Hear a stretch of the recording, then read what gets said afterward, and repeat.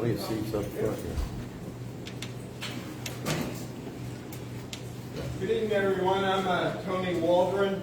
I probably don't need this, because I learned how to project while I was doing theater over at the Ritz Theater. I'm an attorney. I've been practicing in Wayne County for incredibly 44 years now. I have my office in Hawley. I also served as Pike County Commissioner for a couple of years. But I'm here tonight because I represent a group called ARH Medical Group, LLC.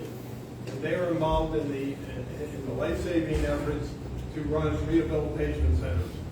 I approached the council about asking if we could have this informational meeting for a couple reasons.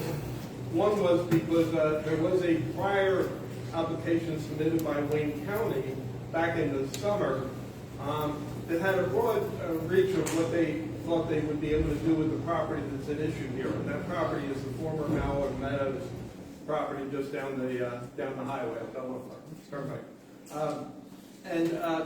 Quite frankly, that's not what my clients want to do. Certainly not all of it. The critical part they do want to do, though, is to provide an inpatient facility for people in need of rehabilitation for drugs and alcohol.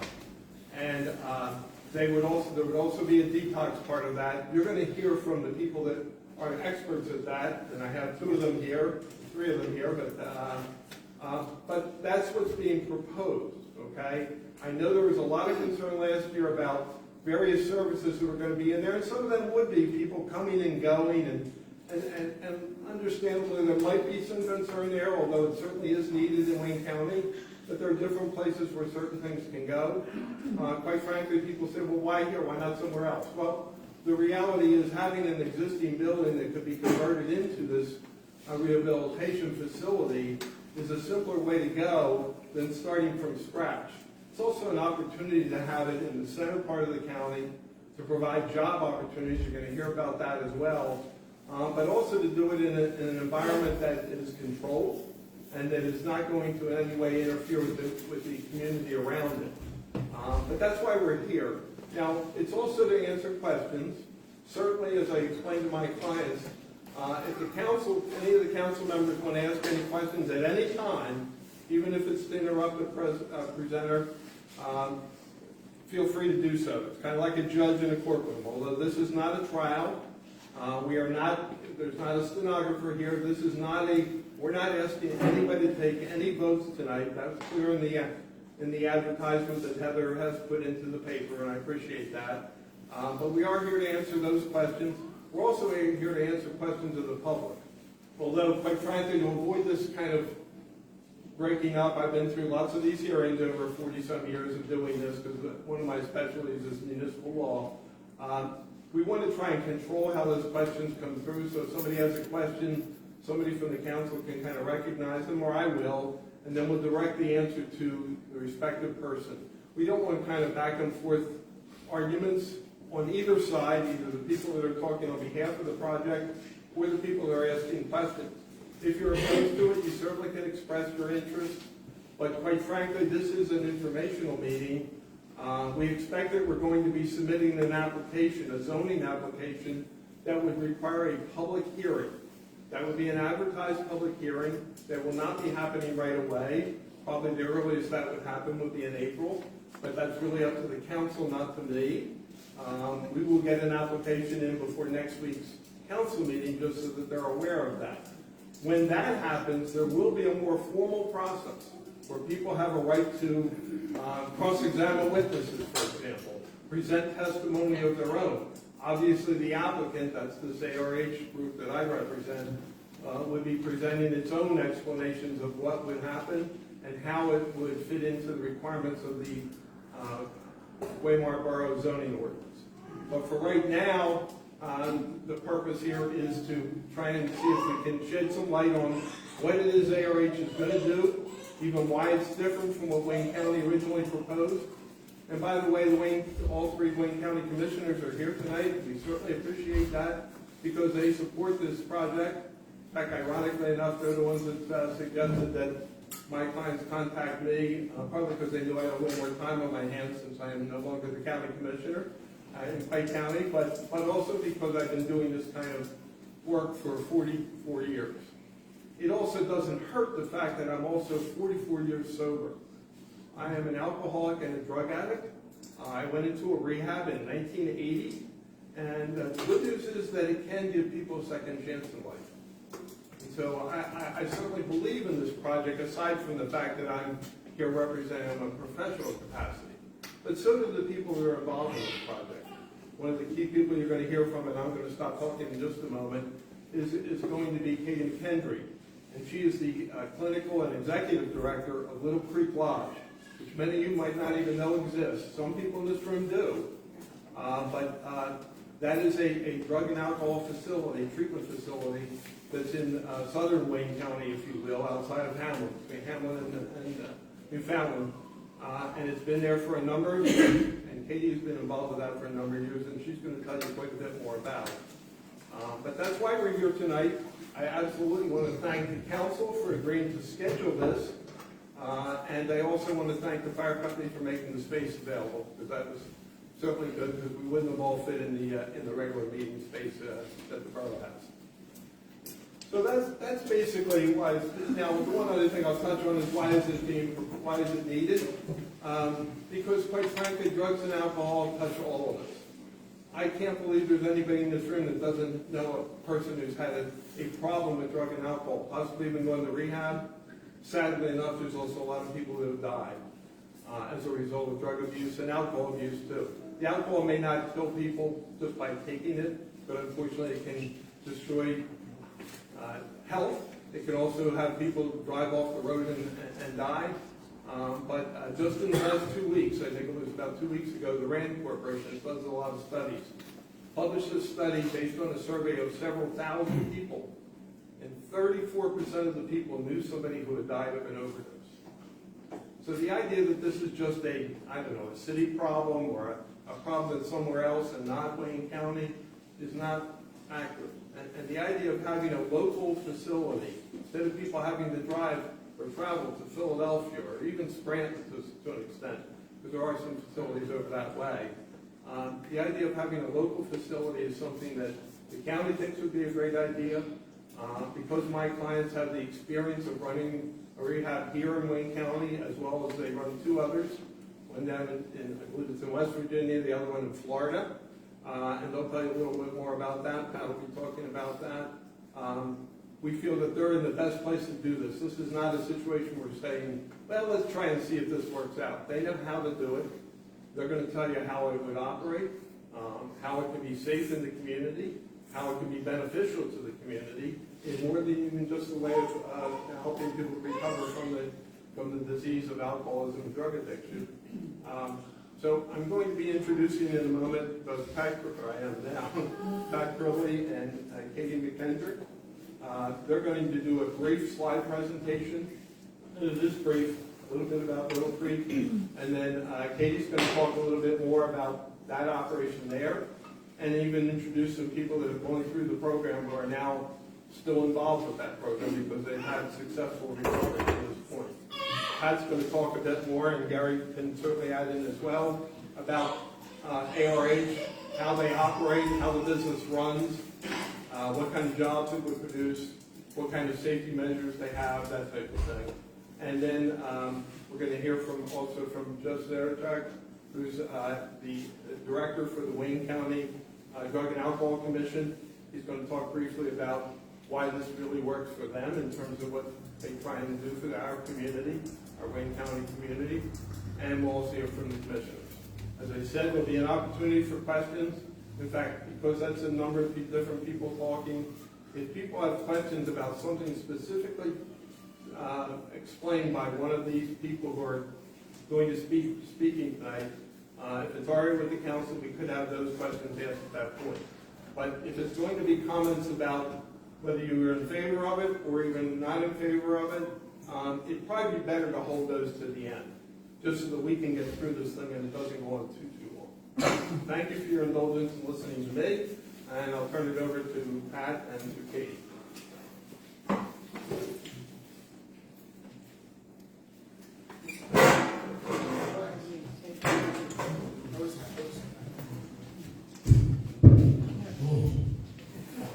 I think I can yell.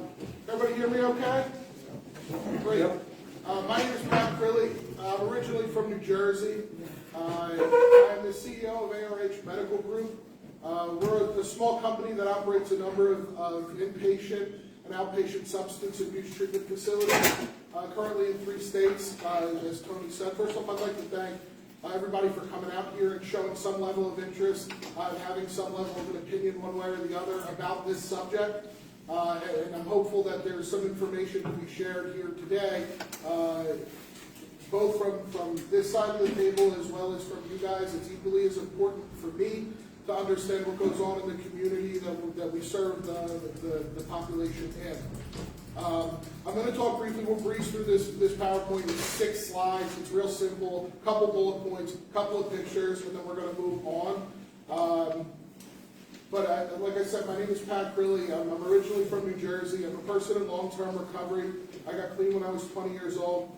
I got clean down in Florida, and I started working in the recovery field shortly after I had gotten clean. And I'm blessed that I was taught by good people who have strong moral compasses how to do things the right way in the recovery space.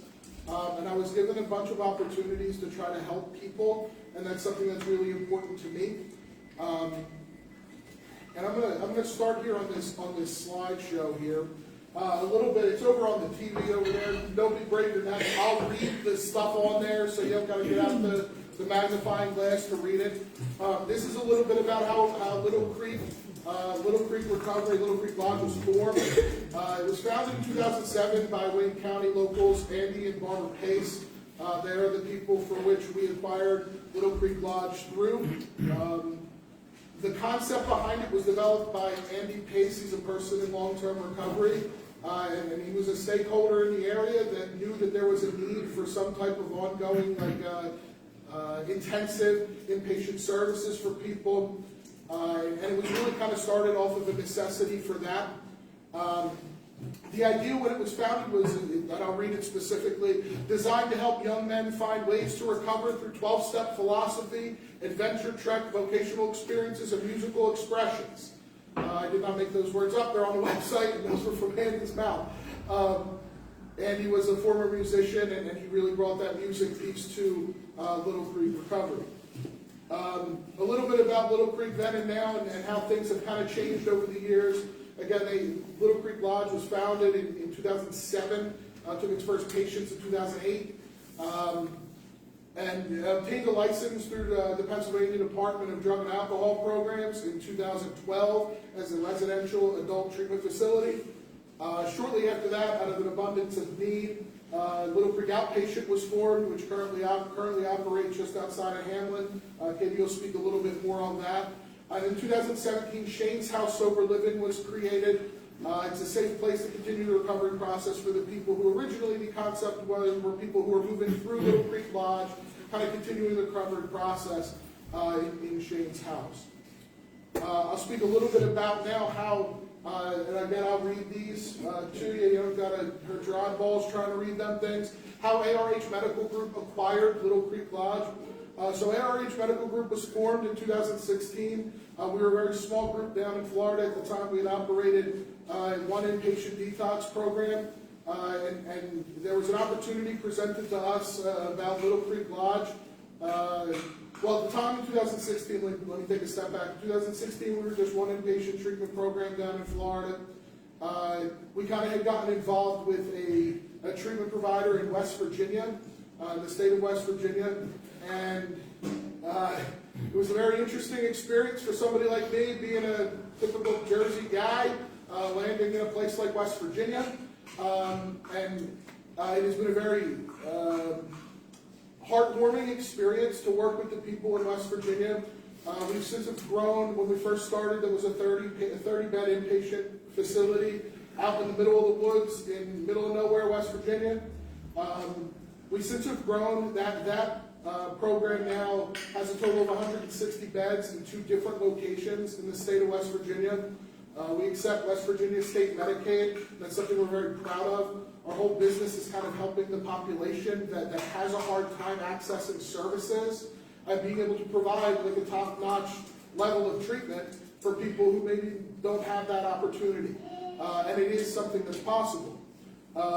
We then stumbled upon this opportunity up here in Lake Ariel, Pennsylvania, which was familiar to me, being a kid from Jersey. Used to come up this way on vacation as a kid, more typically to Mount Pocono or those kind of ski areas, but I was familiar with northeastern Pennsylvania.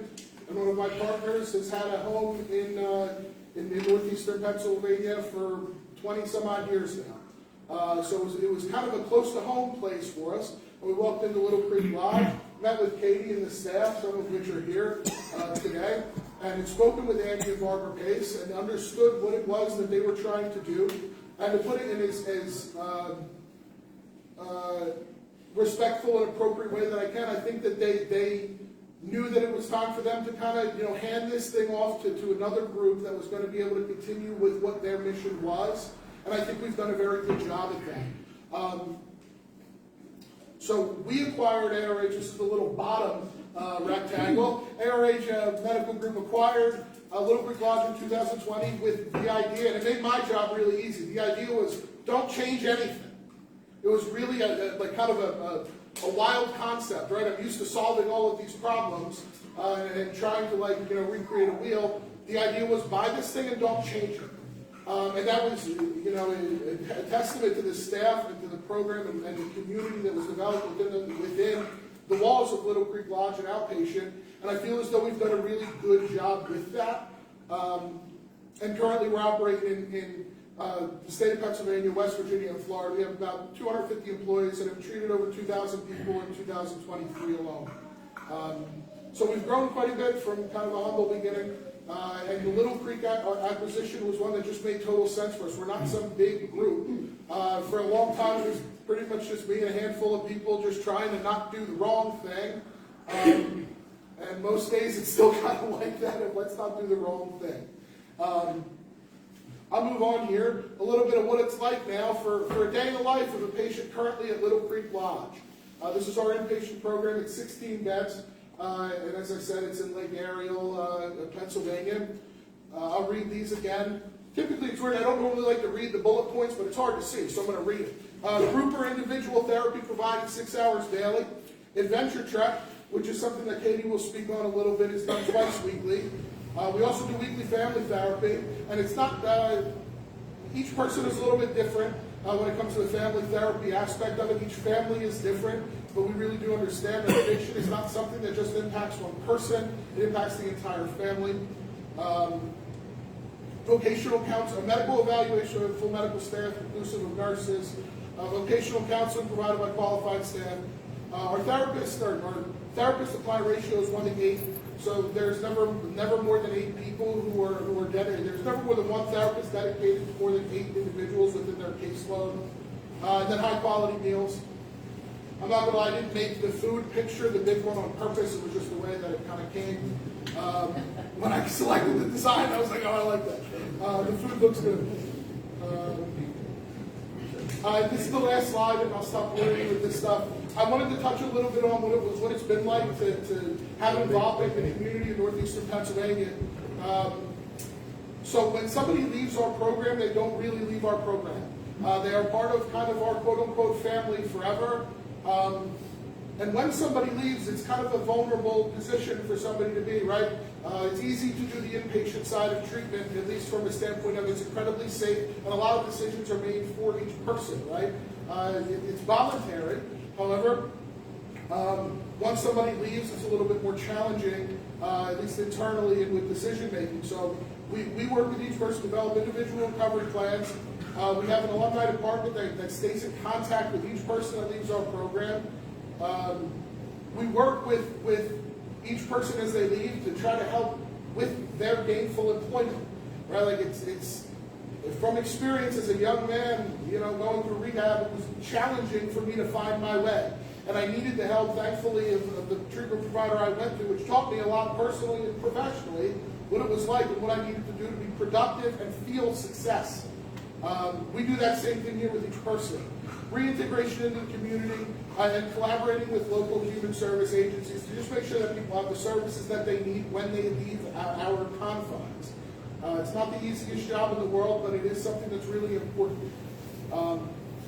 As I said, that kind of completes the slideshow. And I think I'll pass it on over to Katie McKendry. I'm going to stand. Great. Do you have a question? Hi. Sure, fire away. I'm just wondering, you were talking about how the program serves men. Is that still the case? Is it still only serving men? Currently at Little Creek Lodge, yes. It's currently only an inpatient male facility. That was the way it was founded, and we didn't change that.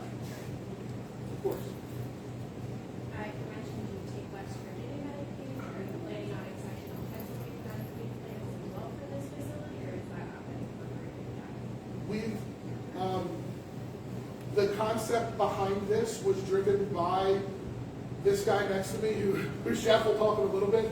The idea behind it was to serve the population that most needs it, and that he struggles most with placing, especially in our area. The places that he can get them in outside of our area are wait lists. So to answer your question directly, yes, the idea is to work with the local Pennsylvania. Cool. Thank you, Pat. Of course. Hi, everyone. My name is Katie McKendry. I work at Little Creek Lodge. I want to just comment on a couple things that you guys both asked. So, Little Creek Lodge inpatient, and to kind of recap what Pat shared, because I know it's a lot of information. And if you're not familiar with the treatment world, it can seem a little foreign, some of the language that's being used. So right now we have an inpatient, all male, 16 bed, meaning the max number of patients we can have in that building is 16 people. We also have a sober house. This is all in Lake Ariel, okay, 14 bed, all male. We also have an outpatient program that's grown to be quite robust. That is co-ed, serves men and women. At that location, we already accept Pennsylvania Medicaid, and we serve a number of folks with Pennsylvania Medicaid. We serve a lot of members of the local community there, okay? And I can go through a little bit of the history of how that started and when that started and the need for that. But I really just want to thank you all for being here tonight and for having us out to speak with you, because I understand that this is an uncomfortable process for your community, and we're hoping to be as transparent and open with you guys as possible. I'm not from here originally. I too am from New Jersey. I got sober here just about 16 years ago in Wayne County, in an all-women's halfway house that is no longer operating. I was fortunate enough to come to an area that has a lot of resources, is a loving community, and was given the help that I needed at the time to get my life back on track. If there was a project like this coming into my community, I too would be at an information session like this. I'm a mom of three. I have 3 young girls.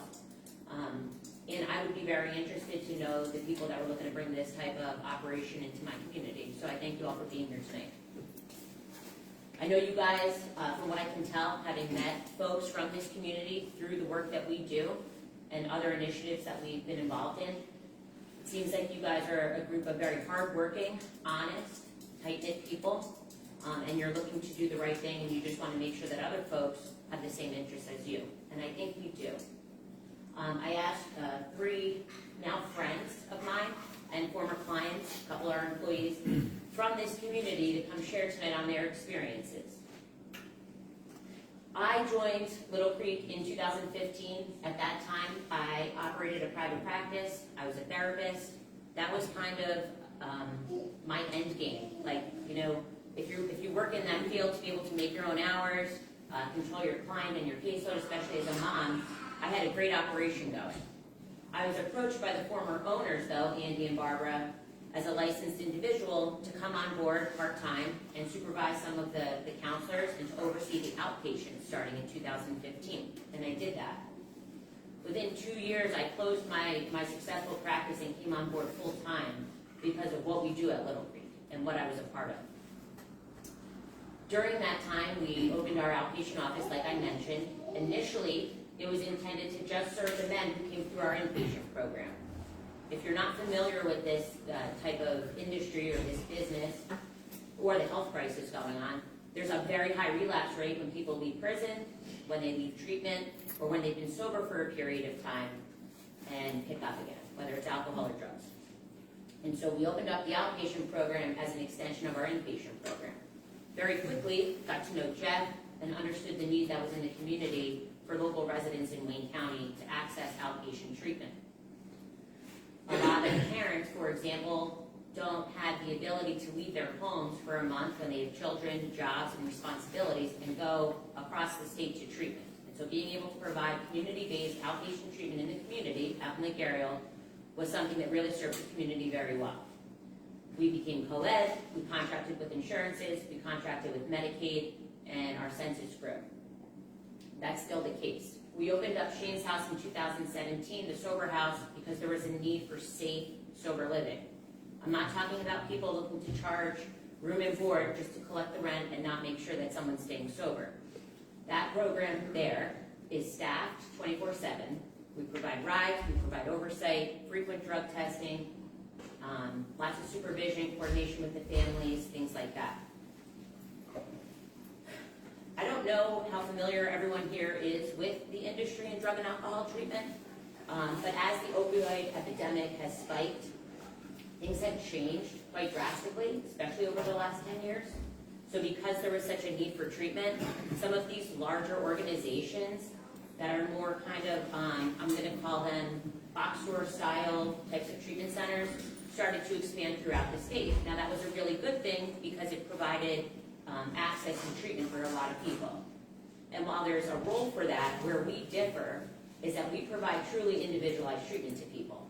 So as the clinical and executive director, I know everyone who comes through the building. I get to know them. I understand what's going on in their home lives. I speak with their family members, as do our other staff members, okay? We're looking to really provide client-driven, individualized treatment that not only meets the need of the person that's in the building, but also their family members not in treatment. We have the opportunity to do that at our outpatient office with current Wayne County residents right now, and that's been a blessing.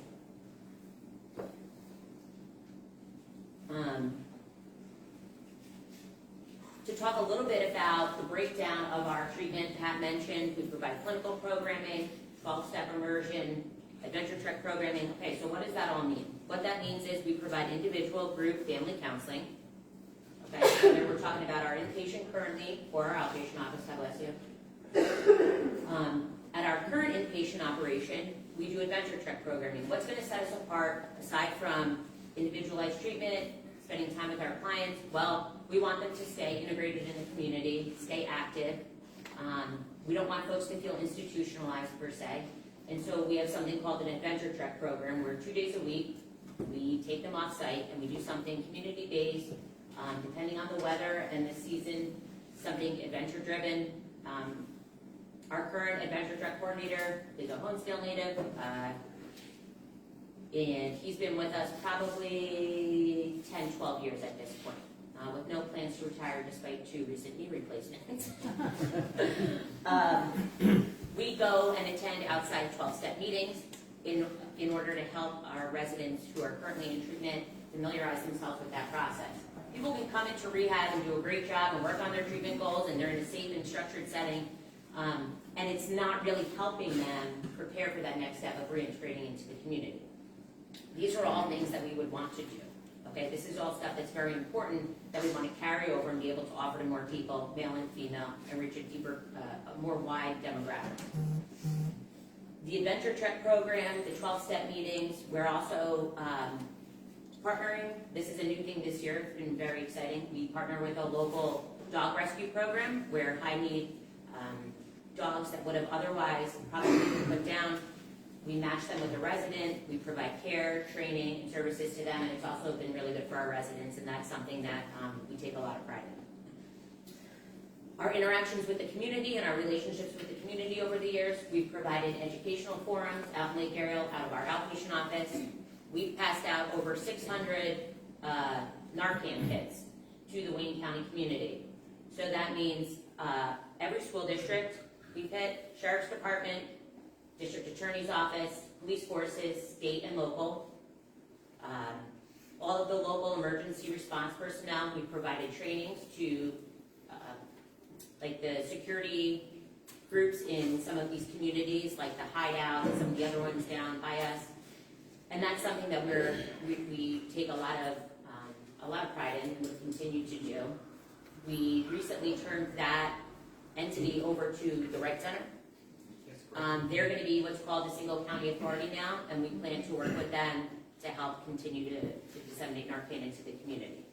I can't tell you how often I get approached by these first responders or schools, and they say, we need more Narcan, we've used it all.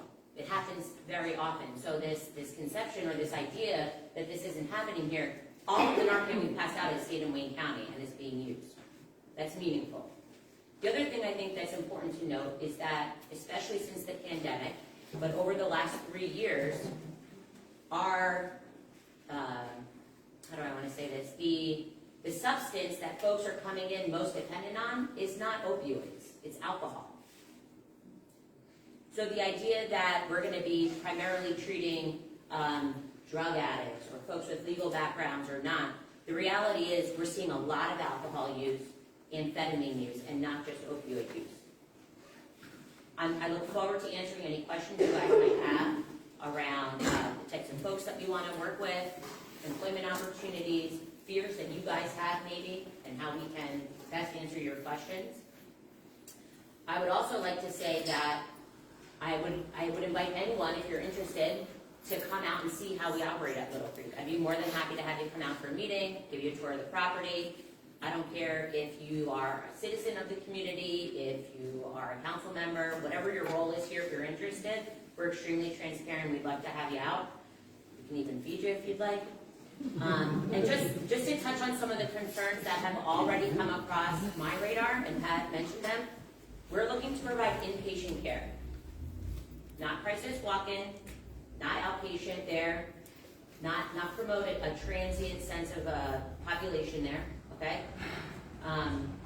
We're looking to serve a co-ed demographic, and we're really looking to be able to provide, and I'm hoping Jeff touches on this, folks that are in this community who have otherwise opted not to go to treatment because they had to take a van or a car service 3 hours across the state to enter treatment, and are still sick and suffering in your community. We want to serve people that are local, that can, that we can go pick up, bring them on, we can have their family on site to do important family work, and help them reintegrate and prepare for the return to work in their communities in a healthy and safe place. I think that's all I have for right now. Again, I'm happy to talk with you guys. I think at this point... How about intros? Yeah, these folks to my right? Yeah. Okay, so at this point I'm going to introduce you to some friends of mine who I feel very honored that they are in agreement to come speak with us, with you guys tonight. First I have Matt Beck, and he's going to get up and say a couple words. Tyler and Taylor, they're going to share a little bit about their experience with Little Creek and how we've affected change in their lives. You want to get started? Okay. Thanks, Matt. Hello everyone, I'm Matt Beck, and I am not from Jersey.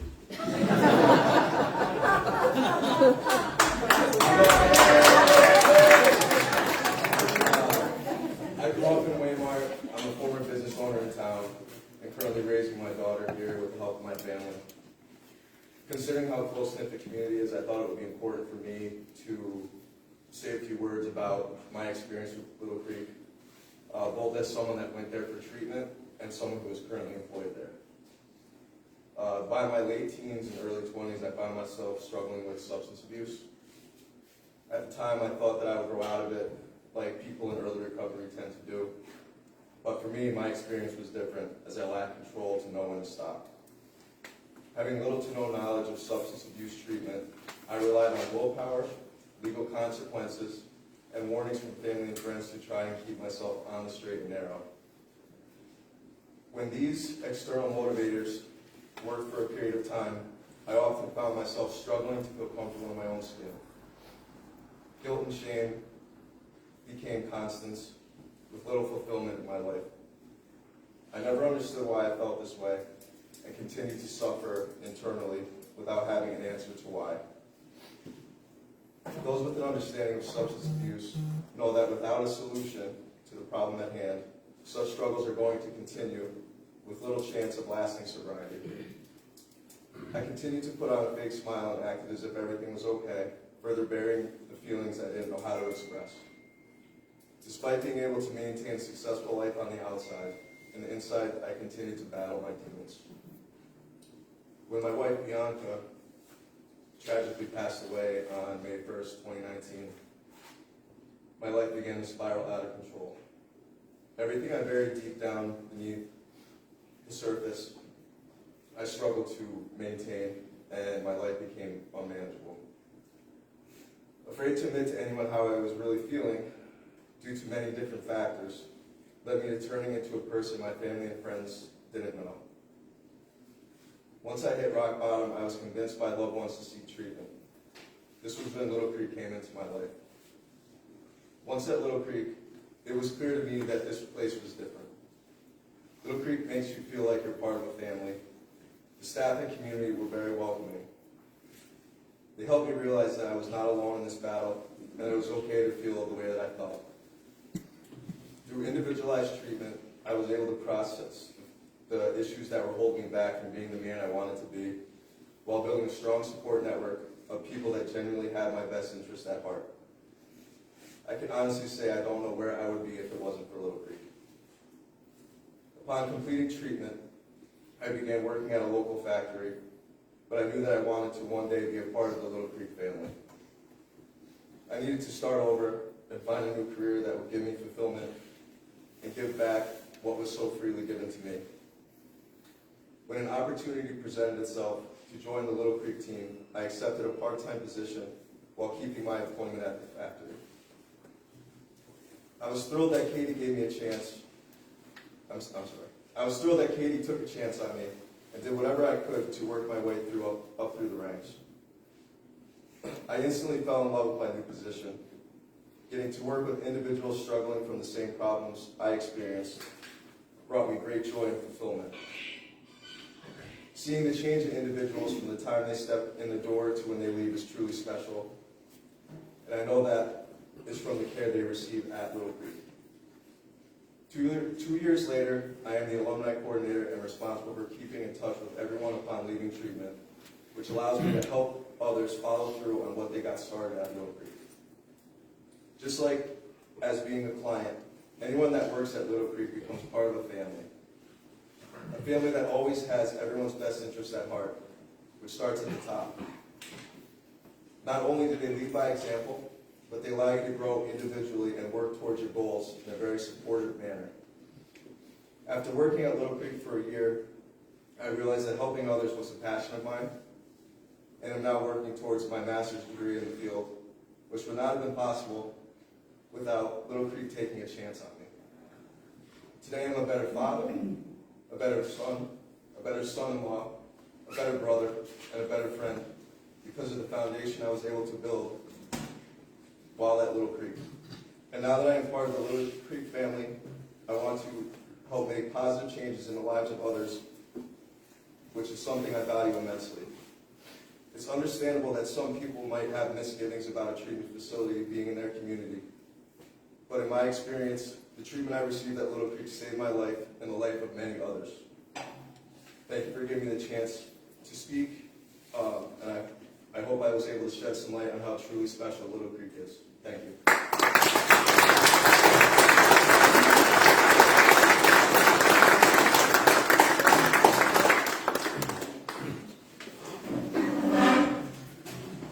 This is Tyler Gauss, we call him Goose.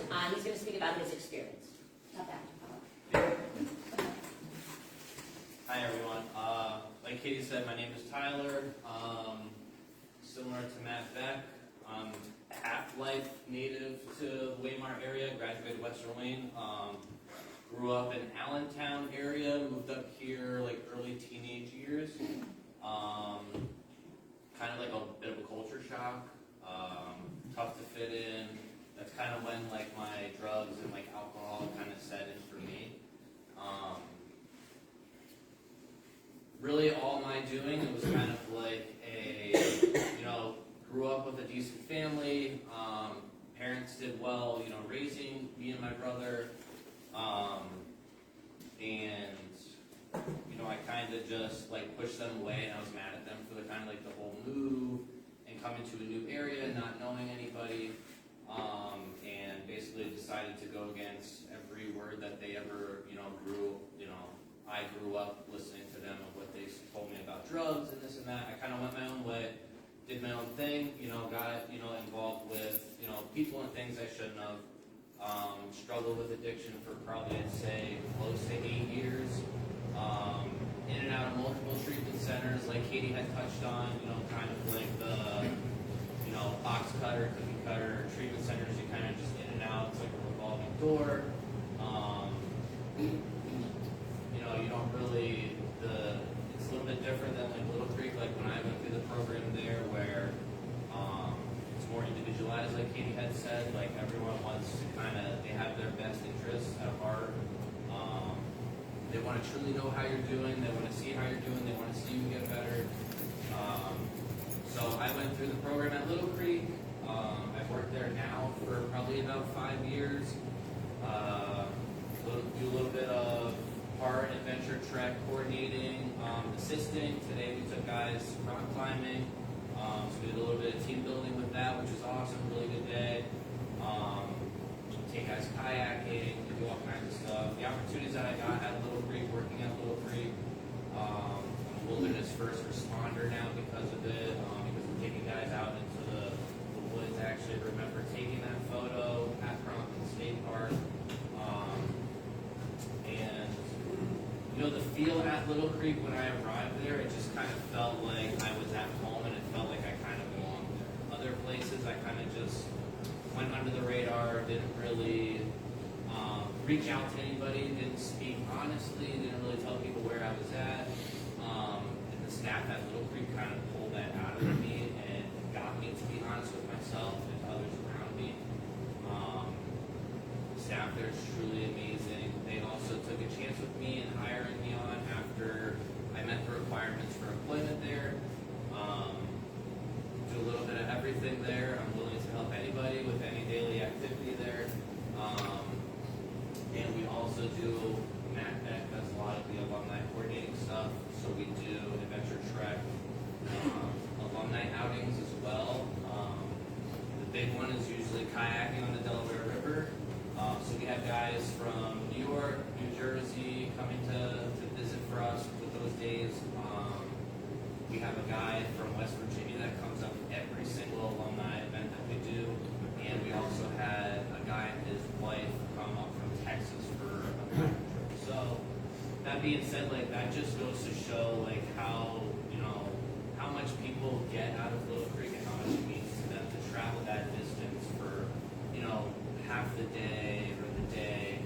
The people I've met, that photo right there, one of my buddies that was working at the program when I came through the program, and then another employee that I, to this day, on a weekly basis, do outings with.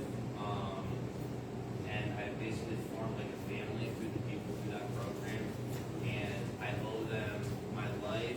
I know speaking for my family, my parents, the family education program that they do there is really, really great getting the families involved.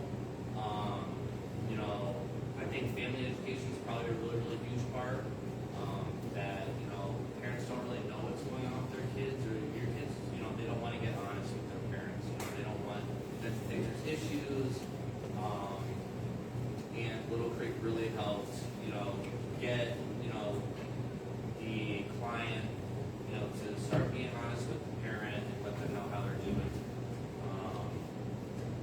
So yeah, it's pretty much my experience with Little Creek. I owe them everything, and when Katie asked if I would like to come speak, it was like a no-brainer. I didn't even think I hesitated. And then leading up to this point, I was like, I'm gonna have to speak in front of people. This has been a while. I think it was about probably 2 years now. I spoke at Forest City High School, elementary school, middle school. It was kind of like a K-12 event. And then the Heroin Drug Task Force in Holmesdale years prior to that. So it's been a while, so thank you for coming out, and thanks for listening to me talk about it.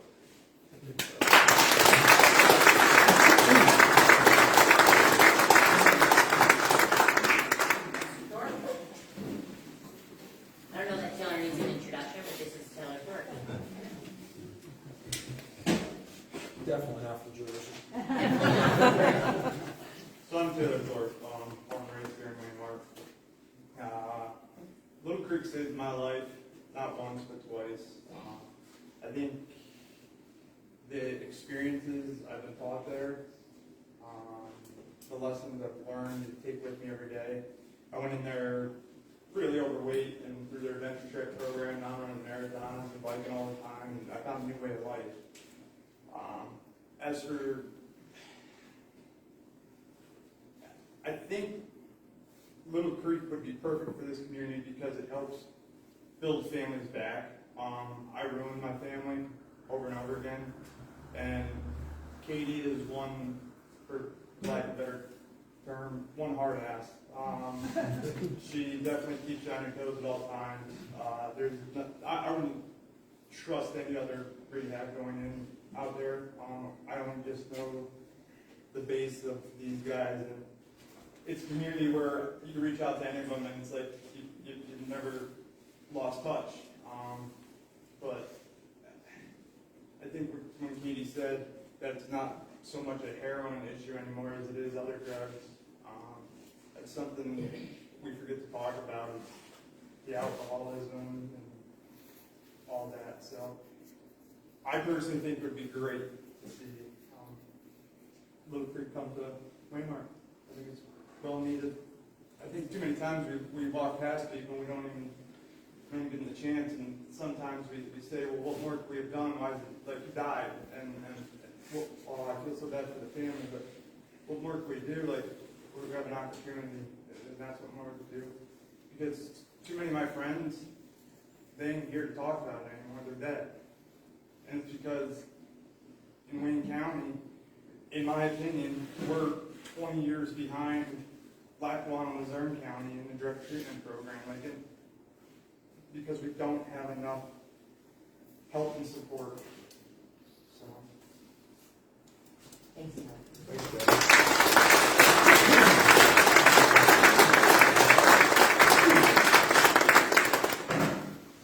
Before we bring a couple other people out, Pat, I just wanted to go back and touch on some of the nuts and bolts of the operation. Sure. I think Katie alluded to the fact that this would be a co-ed facility.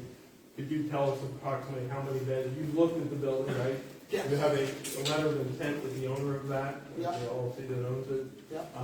What is your anticipation for how many people you could accommodate, and also if there's a breakdown between detox and rehab, if that is, and then also the jobs issue. We'll touch on that briefly. Sure. So the opportunity that could exist out at the Old Mallet Meadows property, after having walked through it in discussions with the owner, we're kind of looking at the concept that these are estimated kind of ideas here, somewhere between 70 to 80 inpatient beds.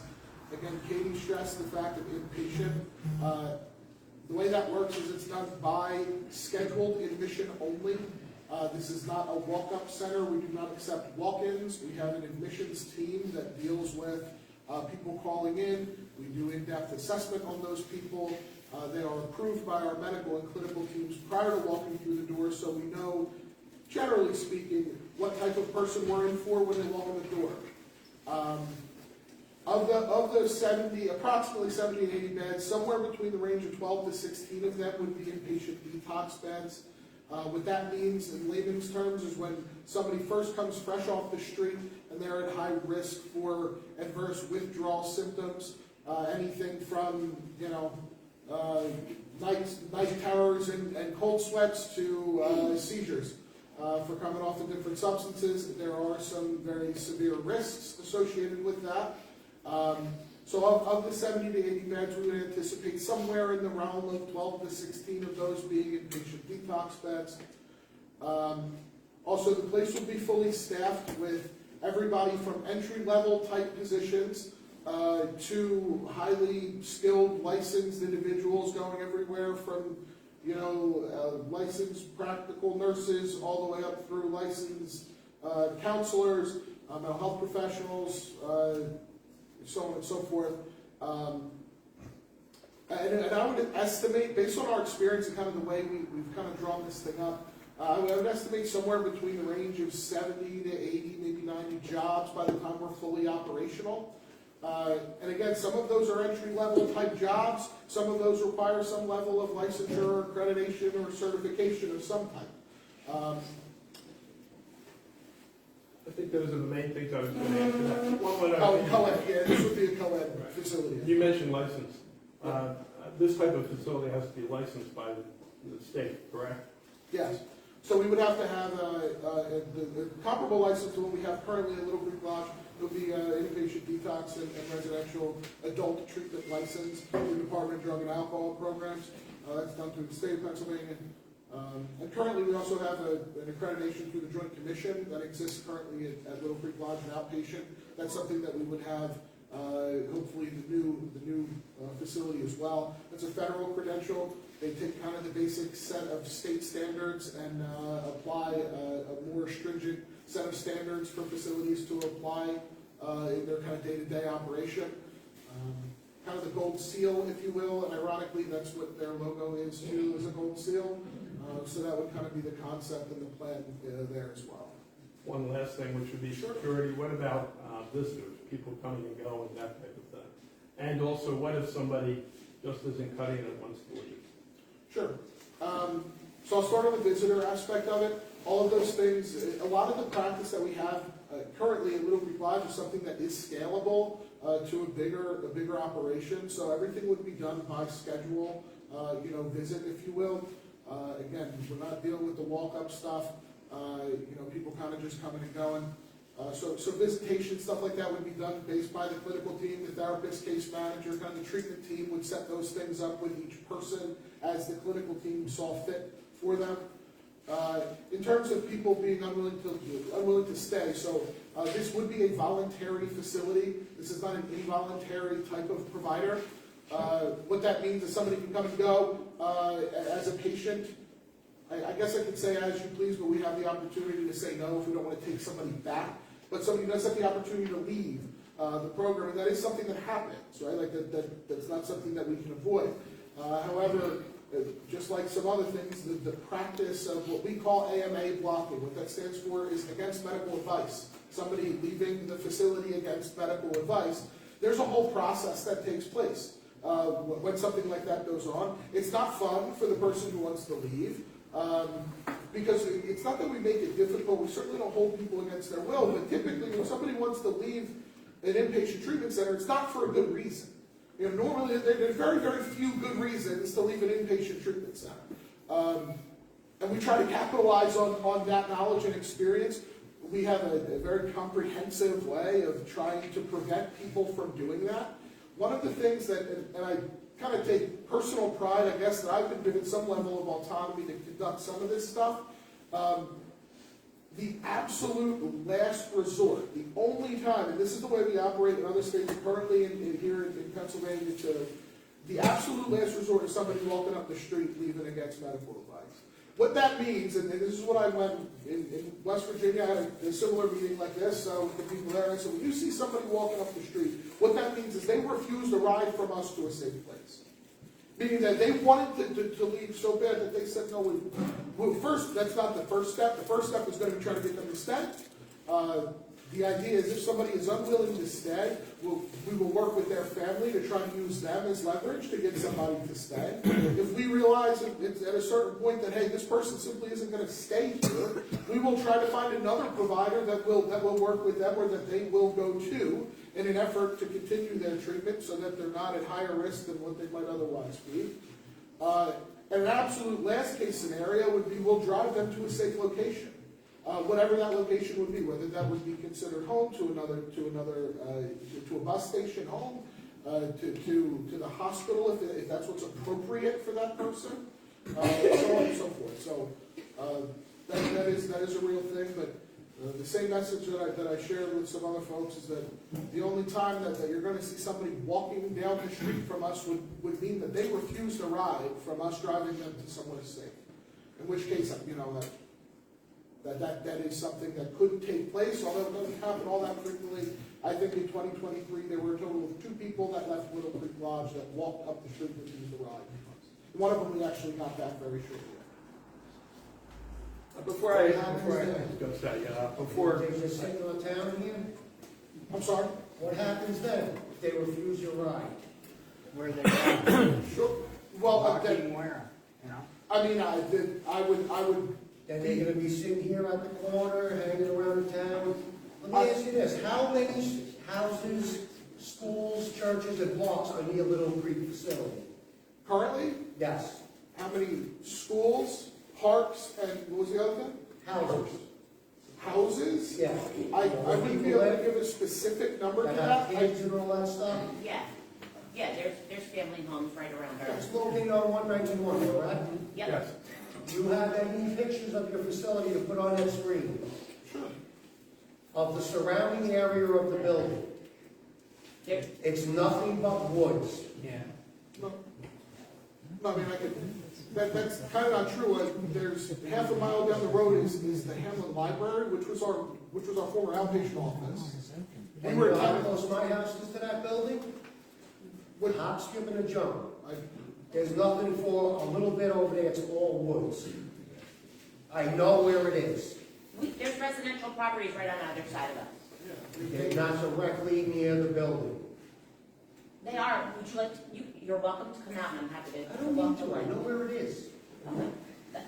We have good relationships with our neighbors. Do any of you have any kind of facility right next to your house like this? You said you had kids. Would you want this facility where anybody can walk out, refuse the ride, and be near your home? Yeah, I would be okay with it. You would be okay with that? Okay. I'm just wondering about the remainder of the day. I think it sounds pretty busy. 6 hours of group or individual therapy. Adventure Trek takes place weekly or twice a week. Family therapy, vocational counseling. How often does that happen? Like, what happens the rest of the day? sure, Like, good question. I mean, of course, there's meals. Yeah. Y'all Yeah. want to rest a little bit. Exercise. Do you have a gym? Good. Yes. You do. And So typically, the way that the day starts is that, wake up, depending on whether it's a weekday or a weekend, is either 7 a.m. or 8 a.m. We have a morning group so that folks can set their goals for the day and set their intentions for the day and also be held accountable. Then there's medical screening that occurs, medications, and then there's typically 2 one-hour groups before lunchtime. Lunch is about an hour. Then there's 2 one-hour groups after that. There's breaks in between. That's where there's, some downtime things for folks to do on site, whether it's use the gym, at the live, we have a music studio, we also have a basketball court, walking path, volleyball court. There's other activities indoors that we have, that guys will, currently utilize. Then there's dinner. There's usually some more medical screening, medications, things like that. Then there's supervised phone calls to family members to check in. Throughout the day, a counselor can pull a client to have individual counseling or family counseling during a group time or in between a group time. That stuff is paramount, so the groups kind of fill in the blanks in their personal clinical schedule. And then 6 days out of the week right now, what we do is we take guys to outside 12-step meetings. So all around Wayne County, Whatcom County, Pike County. That usually gets us back around 9 p.m., at which point we have a final group of the day where we kind of take a look at how did we do meeting our goals for the day that we talked about in the morning. Where did we fall short? What do we need help with from one another? Do we only want to amend? Things like that. There's also phone use time then for folks to call their families, and then it's typically lights out between 10 and 11 p.m. Does that give you a better kind of roadmap for the day? it does. Thank you. Sure. I'd like to know what your ideas are for security around a facility this size. You said the ideas for security Yes. run for a facility of this size. Yes. So it'll be staffed 24 hours a day, 7 days a week. We'd have an internal camera system and with external cameras as well. Part of the job of the behavioral health technician is to do 30-minute rounds on people, which is documented. That's standard. Our doors do not lock from the inside, or they're locked from the outside.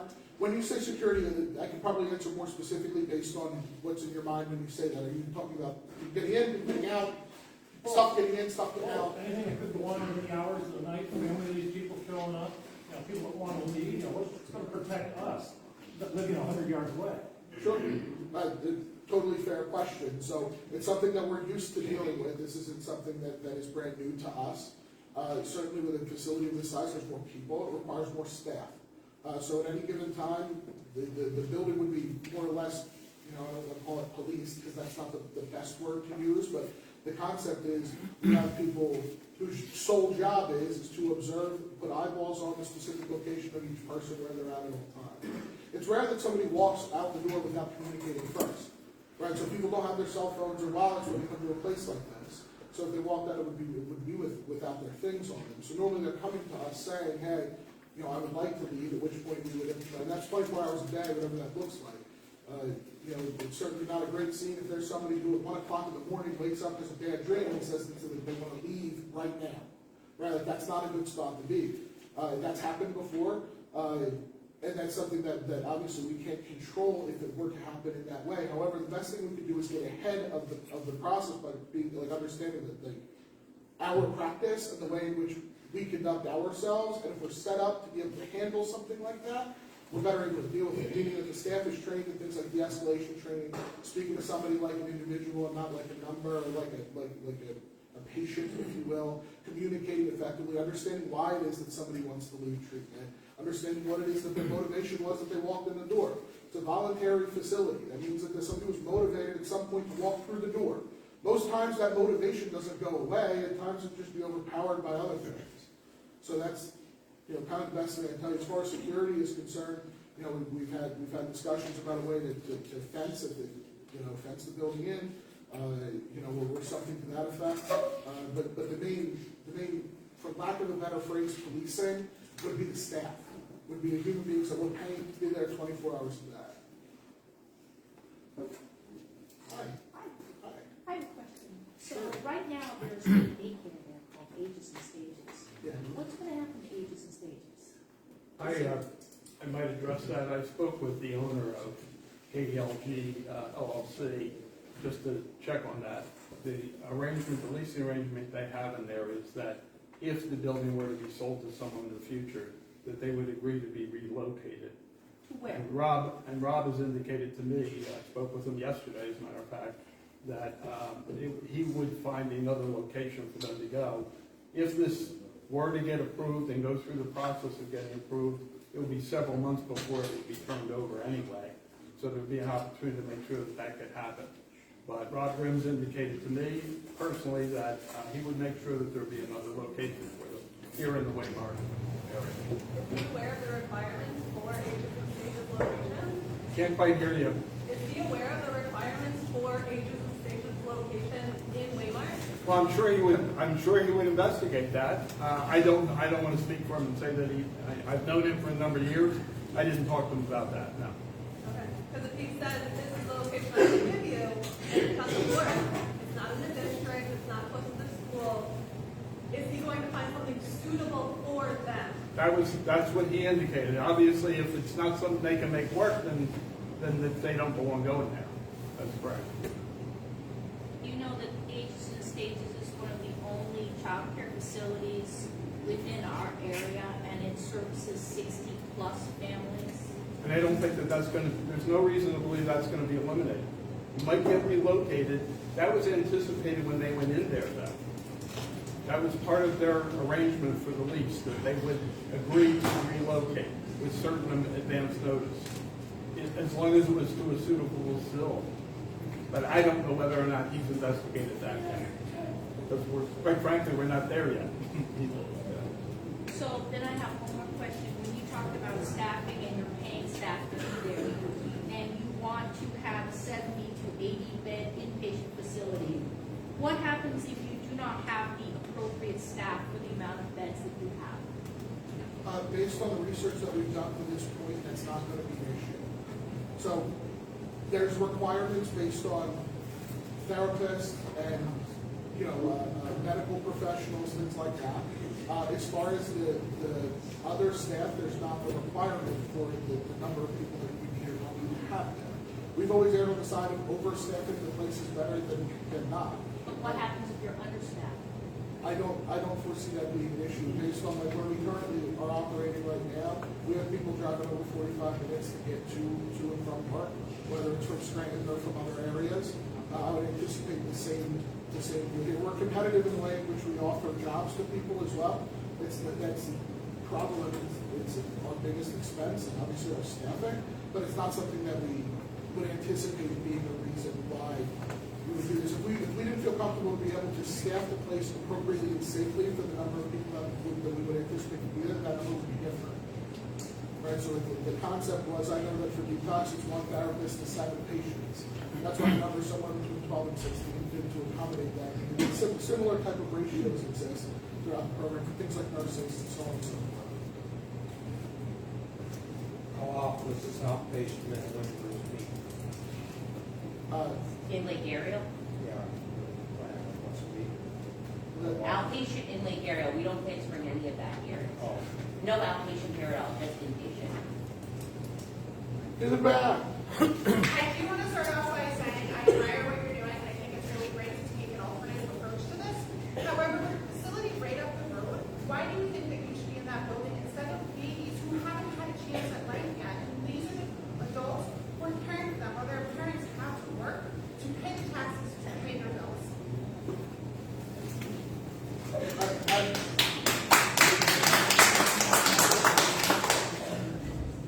I think that the way I understood that was you were referring to the child care place that's there. They take children from 6 weeks up until I believe about 12 years, and they actually provide before and after school care. And they will get children on the bus and off the bus for parents who have to work and have to drive possibly to Scranton. So why do these working parents have to drive to Scranton to a daycare rather than a local one when these families, and I mean this with all respect, but these families cannot drive that far to visit? Sure, so I can't speak for the owner of the building and the lease that he has with the child care clinic. The best that I can say at this point is that it was agreed upon that would be moved to an appropriate location. I understand, but I raised my child, just me and my husband. We don't have help. I heard this gentleman say that he has help from family, and that's wonderful. Yeah. I think that that's great. I don't have family to help. Sure. So, who will cover lost wages? We don't want to discontinue that childcare. Yeah, that's not the But will it be easy enough for my husband and I to both work? Well, the idea was that it would be in the Waymart area, so I don't know that that would close, yes. But the Waymart area is very large. Wayne County is very large. I moved here because it's very nice. There is a sense of community here, but it's feeling lost right now. I think that people are referencing, I'm sorry, that there's an old hospital that was being used for a rehab of some sort, just 10 minutes west in Carbondale. So I think, like, out of curiosity, why is that location not something that maybe has been considered when it seems to provide the things that you would need? Inpatient, close to Wayne County, granted not in Wayne County, but definitely accessible and not as far as Scranton. And isn't there one at the Copper Hill as well? We used to call it God's Mountain. Yeah. I believe that's currently being used. But it is a similar. So,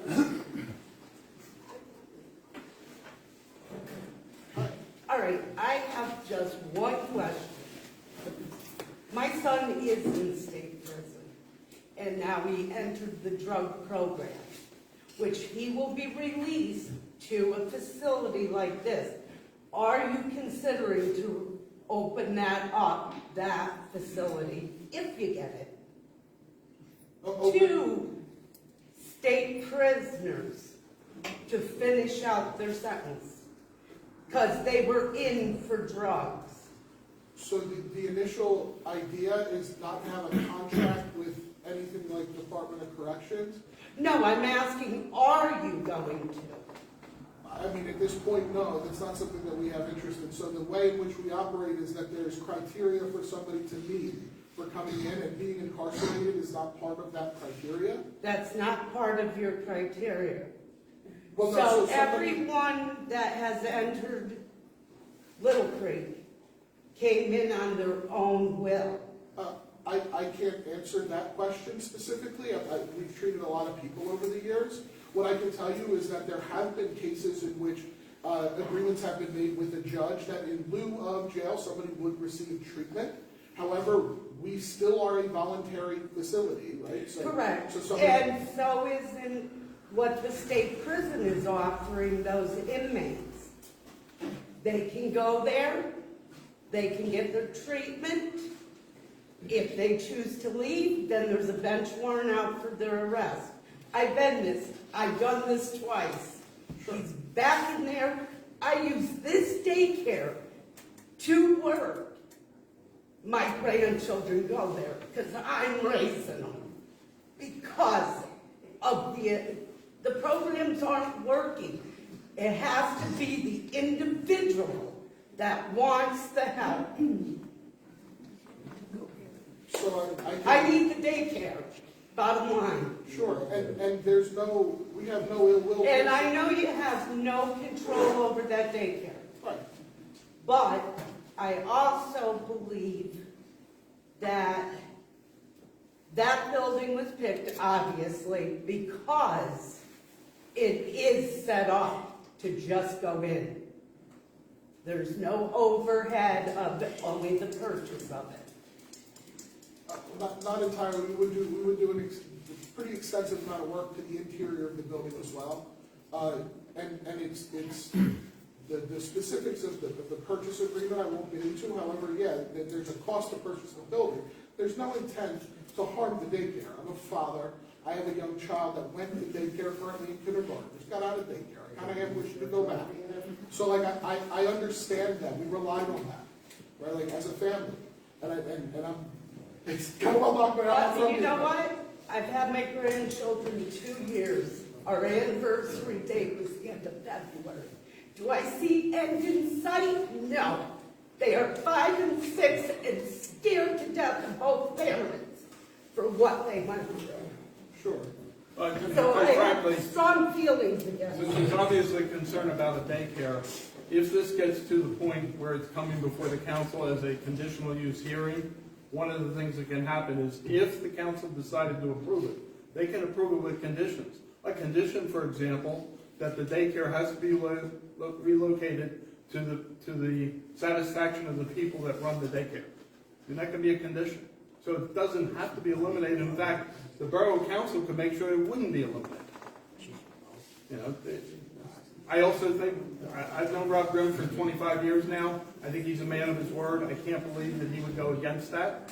What he indicated to me and what he told them when they were even looking at it, that he would be relocating the daycare to another location that would work for them in the Waymart area. I have a question. I had last summer, if it wasn't for my dog barking at 2 o'clock in the morning, I come down, I turned the porch light on. There was a guy curled up on my porch with the cop coming after him. One cop car was down further and the other cop was on foot. Sorry we interrupted you. And he's pleading to get in my house, okay? Is this something that would happen from your facility? I would have no. I mean, I can't answer that. I mean, I have 2 grandchildren that live right across the road from me. We're only 3 doors down from the facility itself. That's happened without the facility here already. So, look, our goal is to not do that. Like, our goal obviously is to help people, right? To prevent some of the issues that are clearly existing within the community. Like, that is our goal. But I mean, the security itself would prevent something like this to happen again? It should, in essence, right? Like that would be the way it should work.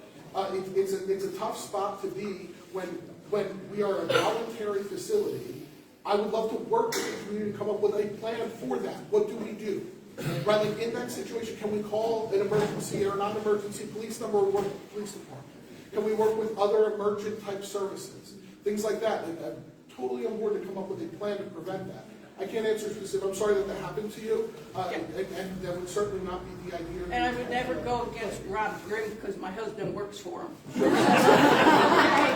I wouldn't go against his family in the community. We've gotten that kind of vibe from him as well, and frankly, that was one of our first questions when we first saw the building, is what's gonna happen to the kids, because I saw them there.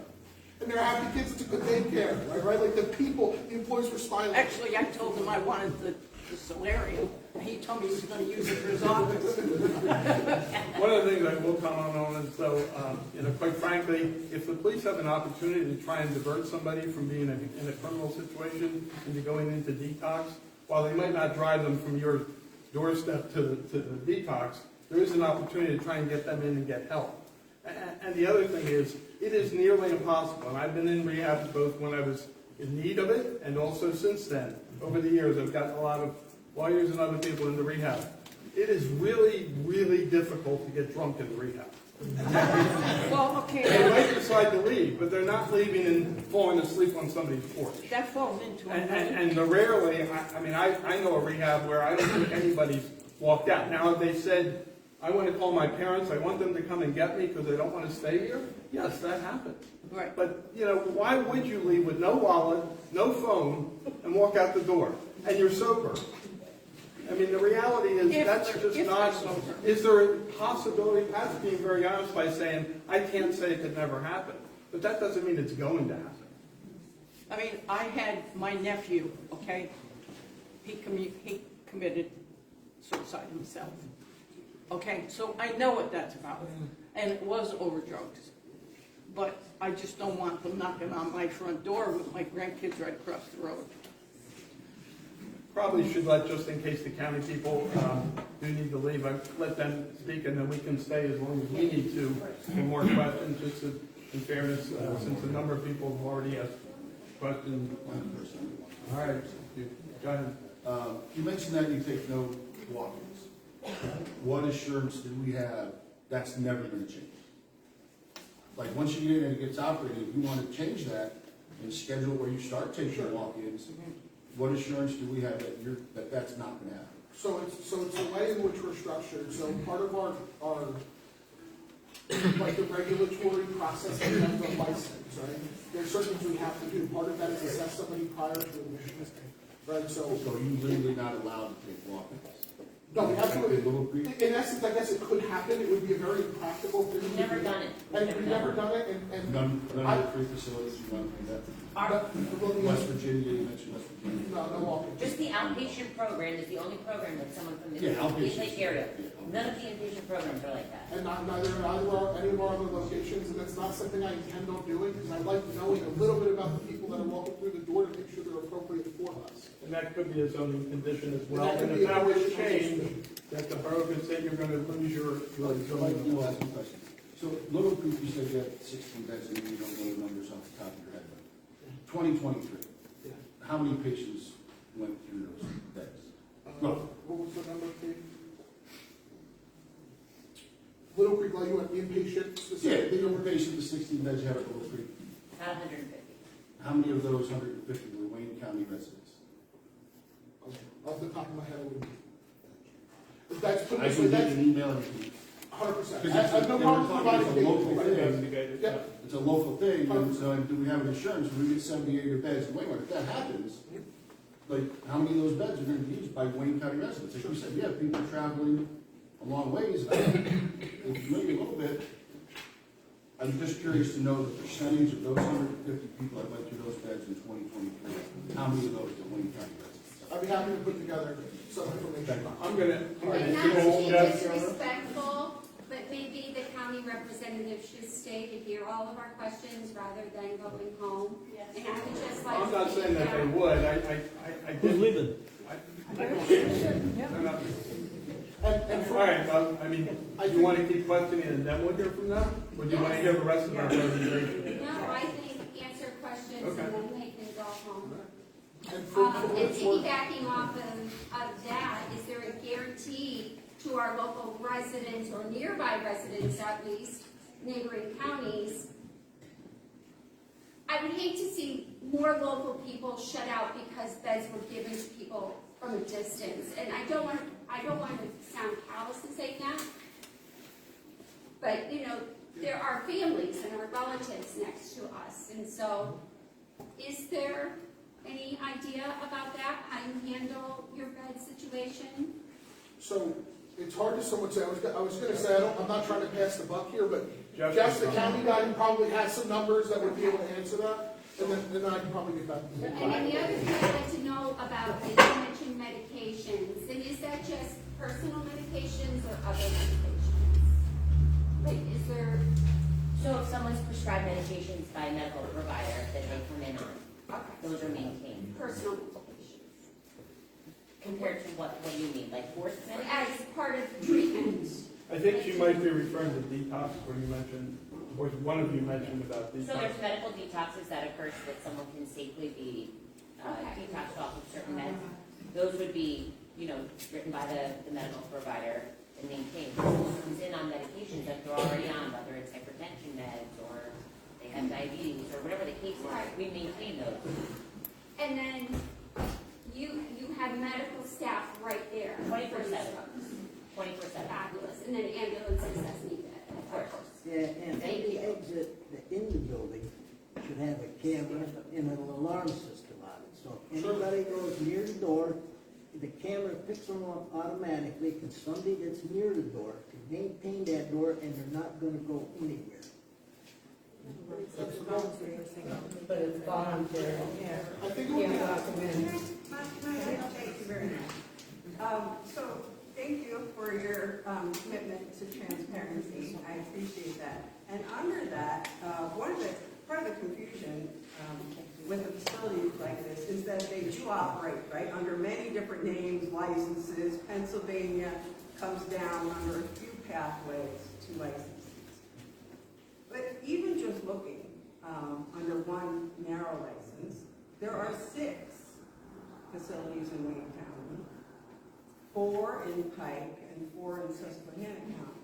So I'm curious, before identifying this as your preferred site, where else you were looking to open? I can speak to that if you want. My name is Brian Smith. I'm your county commissioner. I will give you a real quick history lesson because what's going on right now with opioid dollars. My question was of the facility, thank you, sir. My question was of the facility, where they were looking before. Oh, I'm sorry. Sorry.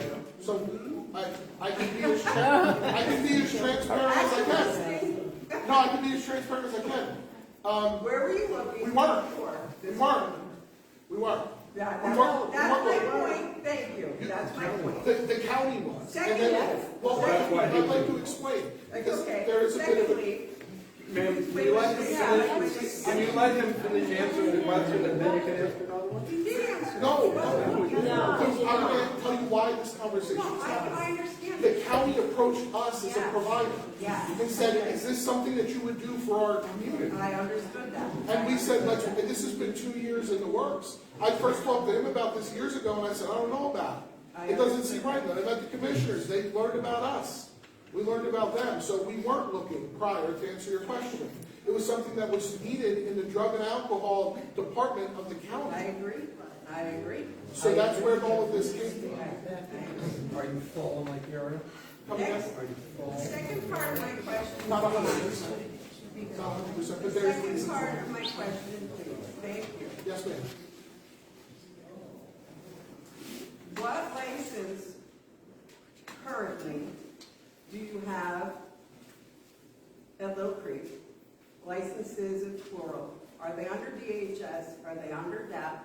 How many departments? And what license, is it truly only one license intended for Waymart? It would be a Department of Drug and Alcohol Programs license for adult detox and residential treatment services. One license under drug and alcohol, yes? From a state licensure standpoint, yes. Yes, okay, Yeah. that's mixed. So Through from the your state, website, there's an assertion that you're ready to treat mental health disorders as well. Is there a component of the license or of a prospective license that will address that? As a primary diagnosis? At all? Well, it happens, it occurs, right? There are commonly co-occurring disorders. However, I mentioned the criteria for somebody to come in.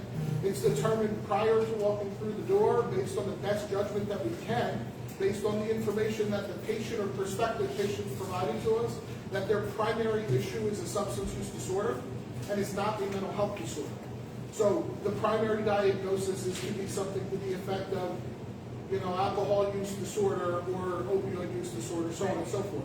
However, it is very common that there are secondary diagnoses or things that are not primary that occur with us. Things like, anxiety, depression, bipolar disorder, things like that. And you will have staff for that as well. Correct. And we're not interested in treating people who are not appropriate for the scope of what our license is and what it is that we know we're good at. So throughout, whether that's the minute somebody walks through the door, they're evaluated, or it can be on day 28, 29, day 30. If there's somebody who is presenting in such a way that is not appropriate within the scope of what we do, we'll make appropriate referrals to, whether it's a mental health disorder, it could be something like a medical emergency, so on and so forth. I was just referencing your website as promoting that as part of what you do. So I thought if there were relevant licenses, you would have them. No sober house, no recovery house, no halfway house, right? In Waymart? Yep. No. Never? I mean, Because I heard. that could be, no, in this building, no, on that property, no. No, not interested in it. That's a lot easier to figure out than in a different location than these. Okay. Everybody would really benefit from hearing his stuff. He's going to answer a lot of the questions I think that people might have. I have just to clarify, so I want to make sure I understood what you said. Yes. You weren't looking for a place. Wayne County Commissioners came to you and said, hey, would you like to put a place in Wayne? No, Because I would make sure the commissioner did. the commissioners No, I did can- not. No. The commissioners did not come to us as no. It didn't work that way. We have a relationship with Jeff because our outpatient program. That's why I wanted to clarify. Because I thought somebody asked, you said Thank we you weren't for- looking, Wayne County Commissioners came to Thank us. you. No, I'm not going to call for Brian saying, hey, local rehab, you want to grow and open a rehab? No, that did not go that. Thank you for allowing me to clarify. That's what it sounded like. No, I thank you for allowing me to Maybe I'm clarify. Could I, So on that point, can we just take a minute to clarify? Brian, go ahead. so if you don't mind, and then we'll get right to your question. And then I do want Jeff to speak. So what happened, we've been working on a project, Recovery to Work, in Wayne County now for about 7 years. What we envisioned in that project was a recovery to work complex, where all things that are involved in that, our mental health, our behavioral health, our drug and alcohol, could all of our service under human services could address people who had an addiction, get them detox, get them in recovery, train them for work, have a safe, sober house for women as well. And what happened was we had indicated to the state that we thought we could work with them on SCI Waymart because they had a need for a skilled nursing facility. They have a lot of aging population that needs nursing. So originally the concept when we worked with them was to put this through a lease on state property on that facility and put everything there, including the training for jobs, so that people could recover and go back to work. The state, after about 4 years of working on a lease, came back to us and said, if we decide to sell SCI Waymart or do away with SCI Waymart, we will take acquisitions of all the money and all the property and all the buildings that you put on our property. We couldn't sign that lease. We couldn't do that in good faith because of you guys. The other thing that's happening simultaneous with this all along has been Governor Shapiro was the Attorney General. He sued the opioid companies. We never had money to do any of this work before, but now we have some opioid dollars. We had about $10 million worth of funds put together to try to accomplish this. When it didn't happen at SCI Waymart, we talked to Rob Grimm because Rob's got some buildings around. We were looking to pivot and put it in place. We found Mallard Meadows. We hired through these funds an engineering firm that came and looked at the building, but because of the criteria, of behavioral health, mental health, drug and alcohol, the separation that needed to be in place in that building, and all the alterations that were needed to happen in that building. Just the alterations, from our standpoint, exceeded $24 million to alter that facility to do what we wanted to do. We pulled the plug on it because we didn't have that kind of money, and we didn't think that it was going to work. And we weren't going to go to the taxpayers and ask them to fund this. So shortly after we pulled the plug, we are looking to try to piecemeal these other pieces in and around Honesdale. After we did that, Little Creek, we had a conversation with them. They had a conversation with us. We pointed them toward Mr. Grimm, and they've been working on this, and this is a much different picture than what the county was trying to achieve. But I can tell you that the cost of building things, the cost of purchasing buildings is getting to the point where we're worried about not being able to accomplish these other things we need to accomplish. But this is a company that we have faith in. We have visited them. We've had many conversations with Kate. We did go eat at this facility. We do see outcomes of the people that live in our community recovering, working, being productive. Because I've been a commissioner for 17 years, I've seen people in our own correctional facility that came out and it wasn't successful. And we put into place a drug and alcohol treatment in our facility. This is something that you need professional people that know what they're doing and also care very much about the people they serve, their families, and a location, and to do it right. And that's why we're here tonight, to answer your question. And above all the things that I've just said, I'm still learning too. So Jeff is our drug and alcohol person. Jeff, if you would please take the microphone and give them some numbers and take questions, I'd appreciate it. But thank you for your patience, and thank you for being here. We got a great community, but we want to keep it a great community. But we do have people who need treatment in this community. Thank you.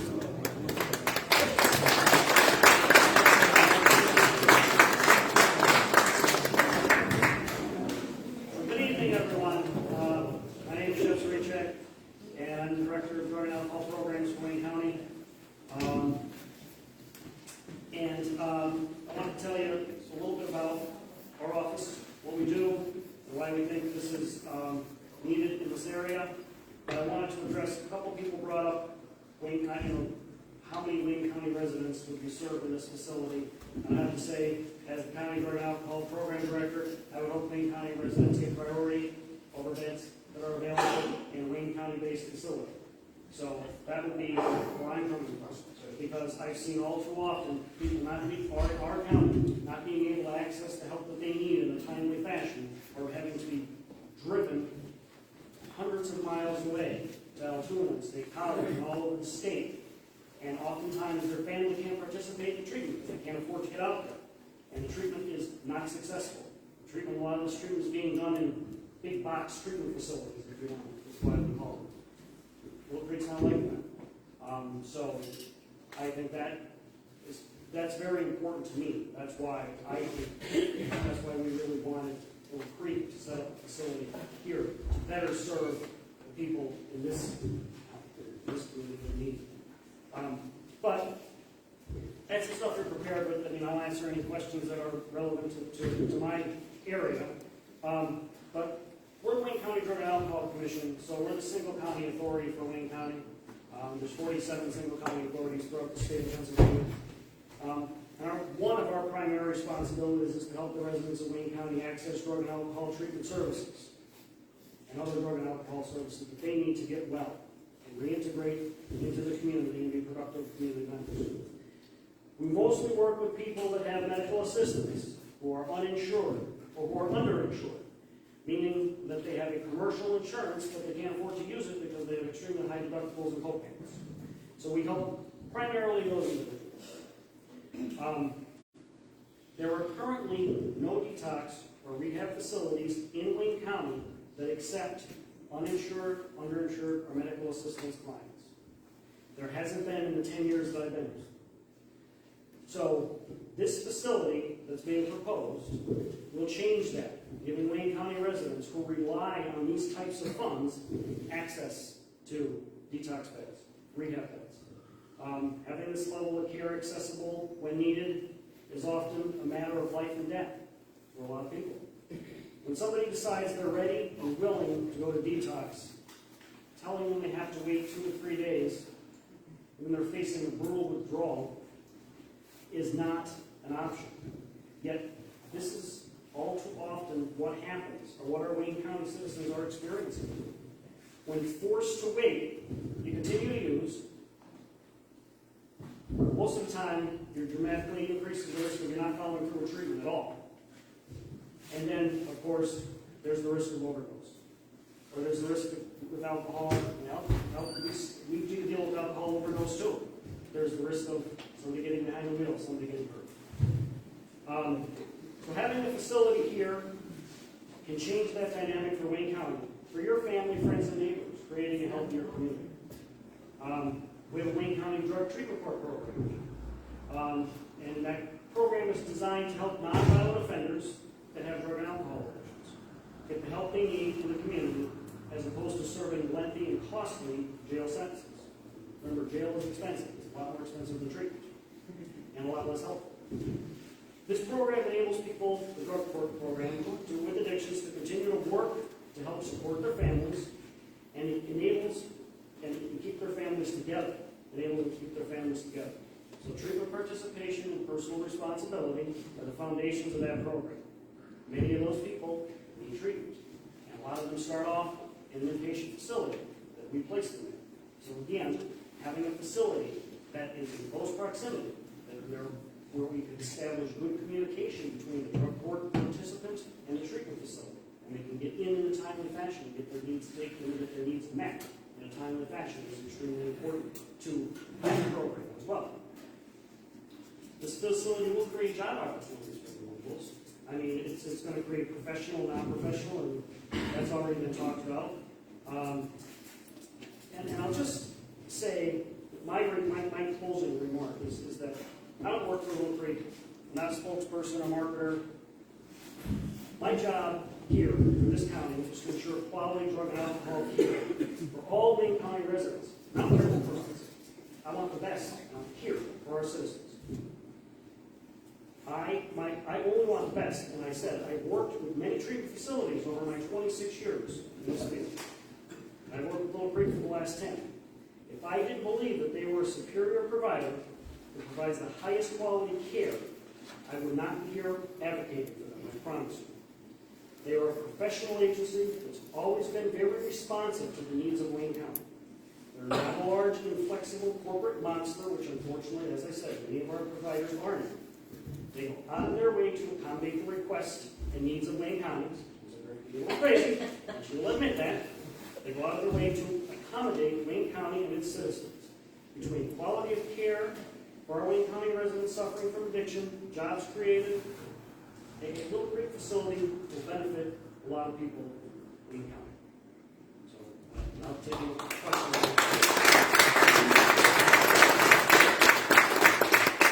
I'd like to just say something. As the parent of someone in recovery that might be addicted, if I would have had to travel, I wouldn't have gotten things stick up their lip that told me things I didn't want to hear about my son. Did want to learn, because I was sure she was wrong. I had to do that. I raised him. But family treatment is important so everyone can heal. He needed to heal, but we needed to heal.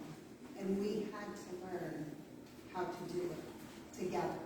And with Little Creek, he was a slow learner. We had to do it twice. But I'm just grateful that we had that opportunity. And like I said, Katie's stiff upper lip, man. She whipped me into shape a couple of times because I didn't want to hear what she had to say. But I'm grateful.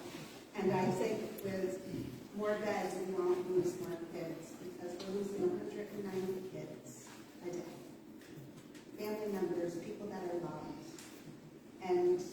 We need the beds, so that we can save more lives.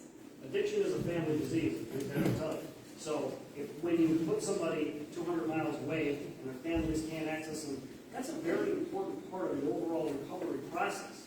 And it improves their outcomes to have family involved. So when people have to go too far away, and that's out of the picture, it yields worse outcomes. So that's not what we want. Yes? I'm not sure if it's for you or more for Katie. I'm not sure. Is there a community liaison person, like someone to communicate with members in the general area, like about concerns or? So we don't currently have that, but if that was something that you guys wanted, we would totally be, we would provide that. We haven't had that need. Okay. So, we know our neighbors in the area, we do. We know the local businesses, they offer to employ the people who complete our program. I've been asked to come speak, I've been asked to come train people, I've been asked to provide Narcan, things like that. If it was important to you guys, if you had a direct line to me or to anyone, we would happily provide that, that's no problem. Are you talking about if you had concerns with the treatment facility? Either way, just like, what's upcoming in the future. Sure. If there were concerns, just general communication, because I think sometimes communication is, Absolutely. can ward off a lot of things. And my neighbor shared that she had someone sleeping on her step, and that's without Little Creek. And I had a lady show up at my door, 2 vehicles in my neighbor's yard. They were pushing at each other. They ended up in the field. I welcomed this lady into my house. She said that she was pushed out of the car. It was an act of violence, and that was not the case. It was all drug-related. I had 2 state troopers in my house quite a Sunday morning, and that was all without Little Creek in Waymar, PA. So I'm just saying. If I may, I can say those are untreated people. They are. They are. I'm just saying. My message is there's a lot happening here in Waymar that maybe people aren't just aware of. Yes. You know what I mean? And it's not healthy. It was scary for all involved. I was told a long time ago by somebody in a meeting like this, who had first adamantly opposed the concept of, this was in West Virginia, a treatment facility, and shortly after, he recently passed away, but shortly after that he came to me, and he was an older man from, the hills, West Virginia, and he came to me and said, Pat, I realize it's not the people, it's the people that aren't in the program, not in the rehab, not in the facility that you got to worry about. It's not the people in the program, it's the people who aren't.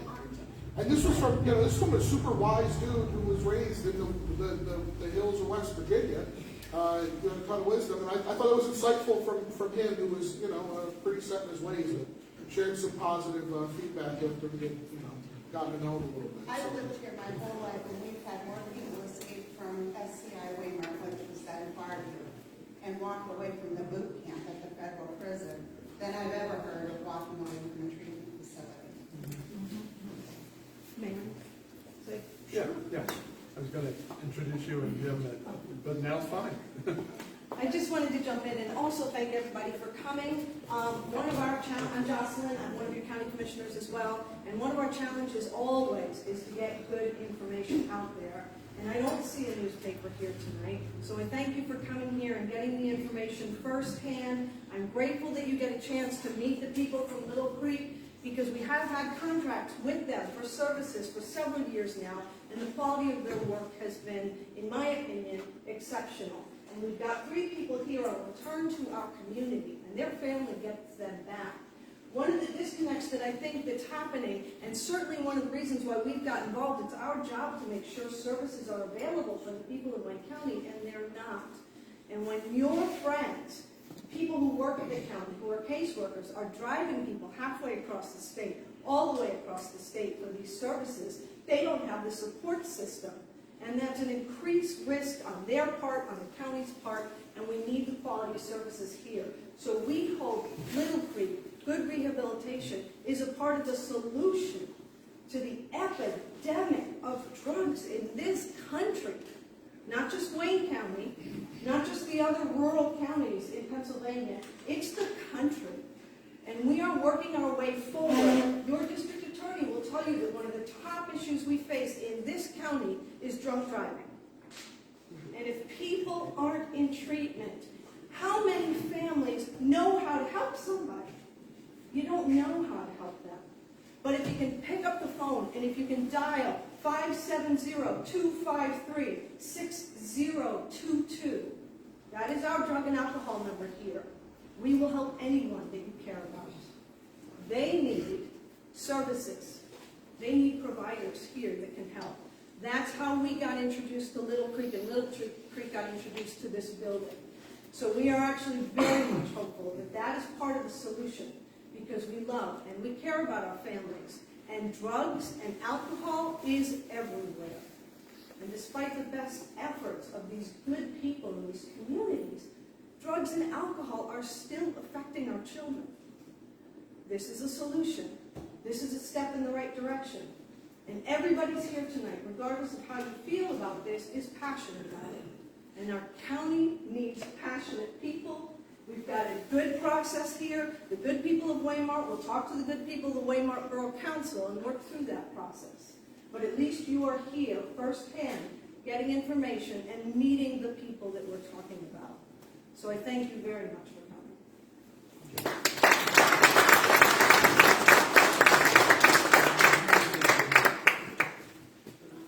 I have one question. This facility is in a residential area. Now, our taxes just went up. What does this do to our property values? Facility like this. I want to sell my house, but I don't go there. What incentive, we're up to my property values. Because you guys raise my taxes all the time, but the value, by putting a facility like this, is this going to hurt my property values? The property, by the way, is in the industrial zone, and it is on a state highway. And typically, state highways are the places where you do have non-residential uses. That's just the way the world's developed. But that's also the focus for people who get involved with zoning, to say, we don't want to put these in the middle of a purely residential community. And of course, there are a number of businesses between here and Mallard Meadows that are along that same highway. So the fact that it's on a highway, if it was at the back end of a residential development, that'd be inappropriate. That's not the way you would zone it. It is zoned that way. It's right in residential area. His point There's being, houses he right needs to behind sell it. a house Houses of across each of the from it. stages in there, as opposed to what we have. Is that the point that he's making? It sounds like that might be his point, and honestly, I can't answer that question clearly. I would hope that it would not affect it at all, but that's a tough question to answer. It could, other factors, if it was rented out or sold for some other reasons, could actually be more detrimental than what you would expect from Little Creek. But it's a building for sale, so it has other options. But to answer your question 100%, I don't know that answer. My name is Jim Shuck. I am your newly elected county commissioner. I'm just going to touch on a couple topics. One that's dear to me is because prior to becoming your county commissioner, I currently still own Lake Region IGA in Holly. Had it for 25 years now. In the period about 2014 to 2018, I lost 9 employees. 3 of them are dead. About four or five of them ended up in jail, all because of the heroin and opioids. They're the ones that have died ranging in the age of anywhere from 15 to 33. So this is kind of dear to me because the problem is if you don't have these services in your community and they have to travel, they're not going to go. And if they don't have a family supporting them, they're not going to survive it. That's my main focus of supporting this issue. The other issue I just want to talk about is Wayne County has and always has and will continue to maintain a high quality of life here. We preach that wherever we go. There's no better place to live than in Wayne County. We're not going to be one of those communities that hands out fresh needles to people because they're taking drugs. That's what's happening around this country, in the bigger cities than ever. We want to save lives. We want to help families get back on their feet. We don't want to be part of the problem. We want to be part of the solution. So thank you.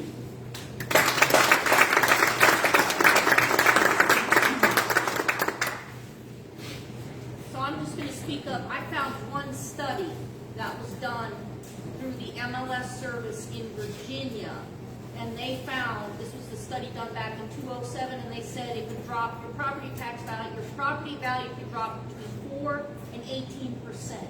Now, is that relevant? It was done in 2007, and it was done in the MLS service through Virginia. But that's the only study that I could find anywhere that talked about how it would hurt or influence the properties that were surrounding a rehabilitation center. That's all I can find. I just kind of had the same question for Wayne County. They're saying too much local. You know, and I know you can find it off the top of your head, and we do. How many inpatient beds, facilities do you have like, in Wayne County right now? Yeah. Jeff.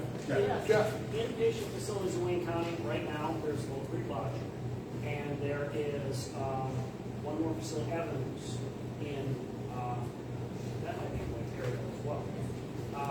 None of them take, the key is, they don't take. My question is, how many beds? There's 16 How many Little beds Creek? in those, Little Creek is 16, Little Avenues, I do not know.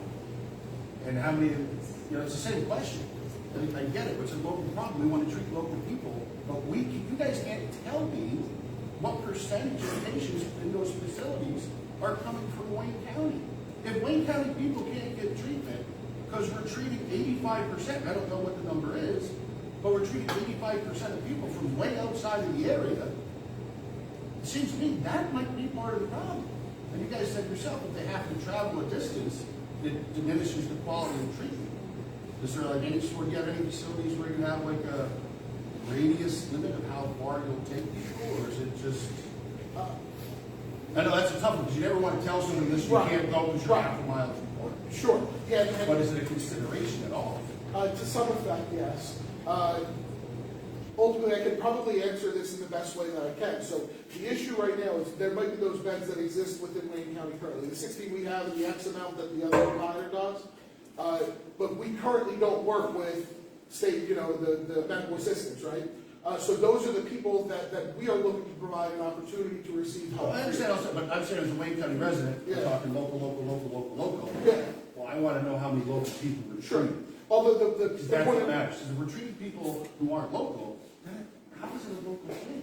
Sure. I mean, again, we want treatment for local people. They need it. But if we put it in a facility with 80 beds, and we're treating 80% of the people, the patients are coming from outside the area, but that's not a Wayne County issue. Other communities need to step up and do their part for their residents. 100%. And that's a totally fair. And that would make me feel better if somebody could give me those numbers. I'd be happy to do that. I'm not going to have it like this. I agree. I'll give my email here. Sure. I'm getting the point at this guy. So Thank you. I've heard many times that this facility to come is going to be for Wayne County clients. Is that true? Sure. Yeah, I mean, you're not going to bring anybody from New York State. I can't guarantee that, but you just told me yes. And now you're telling me you can't. Well, you didn't say only Wayne County. Right. The concept is that the service is needed in this area for the people here. Right? Like that's the idea. And that's what we were communicating with Jeff about for a number of years now, is that there isn't this service that exists in Wayne County with the intent to treat Wayne County individuals. Could there be people from other places that receive help in a facility like this? Sure. I'm not going to say no to that. I'm talking this one. Would you bring people from New York State, Jersey? Could we? Sure. Yes, we could.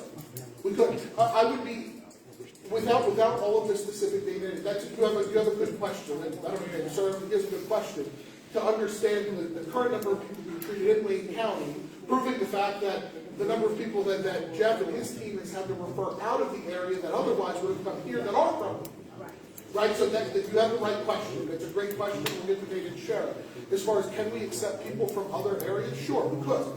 Would that mean that we can set some level of priority, or it's not the right way to think of it in that way, because then you get some kind of blurry areas. The intent, the goal, and the execution of this plan is to help Wayne County. What's the initial stay? like length of stay, as far as when somebody comes. From an inpatient setting, typically about 30 days, 45 days. It's all based on authorization from the Medicaid provider or the payer. Wayne County residents currently take priority over, like in our outpatient program, where we serve a lot because we work with all different types of payers, and we serve co-ed there. They're always given priority to scheduling and being seen before folks from outside the area. So when you're an MA provider, that could change. If you're not an MA provider currently, and then you become one, what we might consider priorities won't be the same for MA. That's the fact. Well, we are an MA provider in our outpatient, and we operate that way. Yeah, that was what Katie just said, is for our current outpatient program, we work We with are them. contracted You are with them. MA? Yes, yeah, Okay, I thought you said earlier that you didn't do that. Not at our inpatient program, but we will be, hopefully, in this inpatient program. So the model of use now in our relationship with Wayne County, and probably why we have such a good relationship, is because we get the Wayne County residents in a very timely manner. Okay. And for outpatient, that's necessary for obvious reasons, right? You would have to prioritize people that can get to outpatient. However, you are new to inpatient MA, and I'd be very, very surprised if you will have as much authority in terms of who you accept as you're expecting. On outpatient, yes, that makes sense. Inpatient, not so much. Why? I get it for Why? because outpatient, you would have to be from the area, otherwise it's not accessible. Inpatient, although the technology says yes, right, it should be close enough to your family, can also access those services. Well, we're the ones making the decision. We're the ones making the decision, so it comes through me. Do you know what I'm saying? It's not like some computer system that's prioritizing. Until someone calls and says, I have someone who's trying to, that's all, that's your best guess right now. All I said was, don't count on it.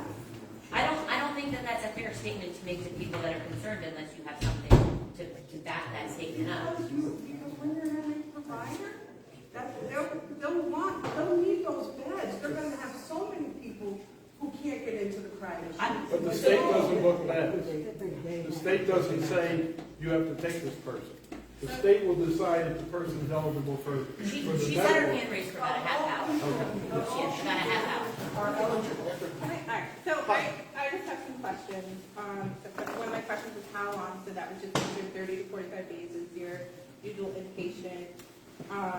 And you had said in regards to zoning, if the question, if it's Wayne County residents or not, that could be put into potential the zoning, as well as the no walk-in. So you have, as residents, some control over the type of facility then, correct, when it comes to zoning, or did I misunderstand? There certainly can be conditions imposed on it if it were to be approved. That would say, here's what has to, you, oftentimes it's to say, we're gonna hold you to what you proposed. So that if somehow that doesn't happen, we can go back and say, you may have violated the approval that you were granted, if an approval is granted. As council, we can put a stipulation in that Wayne County people have to be considered first before any other person to fill up another bed. I agree. So we can put these in stipulations, and some of the things that you folks have suggested, we certainly can put it in and make sure that this is put in the whole policy with these folks. That was my question. Would you be able to do also, like, if it was be a non-violent offender, is that something that you would be able to do if they were to be coming to kind of maybe ease concerns of the community, to say, if, you know, maybe just a mental health and drug situation, and not necessarily coming from a violent standpoint? So you're saying like someone who was looking to admit if they had a legal background, which it sounds like there's a lot of concern around that. Yeah. Would a stipulation be not like that they have a non-violent offense? Correct. Yeah. Okay. And then Katie or Kate? Kate, yeah. Kate. Would you be the one overseeing this facility, as it seems that you have other seniority and experience? Would you be the one overseeing the facility here? I think, by the way, Jeff mentioned when he was doing his presentation, if somebody's in that situation where they may have committed a crime, and it's a nonviolent crime, the treatment court judge, the judge that handles treatment court for Wayne County, can say, yes, you would be eligible for this, okay? And it's not unlike when if somebody commits a DUI the first time, they can go on what's called ARD. They're given the opportunity to work out a charge without having to. That could happen there. Now, Hi there. in addition to the judge saying that, certainly Little Creek, the operator of this facility, would have the right to screen and make sure they also fit the right situation to be admitted. And then one last question for Jeff, I'm sorry. About how many people do you service in drug and alcohol for Wayne County, like a year roughly? So we place treatment anywhere, we probably place, I'm gonna say between 300 and 400 people a year in treatment of all levels. And if we include, I mean, of course, we do prevention work, if we include the individuals who serve in prevention work, it's well over 1,000. And just on the violent, non-violent offender thing, really quick, because I know you have a question. But most treatment facilities don't want violent offenders. Violent offenders stay in jail. I mean, that's never going to change. That's a dynamic that's never going to change. Violent offenders don't end up in drug court. Violent offenders don't end up being accepted by treatment facilities because they're not released from jail to go. I mean, non-violent is the key. What treatment facility in the world would want a violent offender to puts the whole entire facility in a liable position, so they would never want that. So you're really people that end up in inpatient from the criminal justice system are, I would say, pretty much 100% non-violent offenders. So what you're saying that if it's 30 to 45 years, sorry. I waited on So, just running numbers quick, if you're there 30 to 45 days, and we're placing 300 to 400 people in a facility a year, this facility would be able to accommodate all of the concerns of Wayne County, then potentially some other as well. Right, which is why we can't say that there won't be folks coming from other places, because if there's not, that many Wayne County residents at a single time that need treatment, there's other folks that need treatment. So Wayne County residents would be taken care of? Priority, yep. We do have a question. She had her hand raised first, sorry. I do have a question, but I do also have a statement. Medicaid is state specific, so if you're only, taking Pennsylvania Medicaid, you can't take from New Jersey or New York. It's also regional as well, so if someone even from across the state has AmeriHealth, whatever, they can't necessarily take it in Wayne County as a medical billing standpoint. I just wanted to.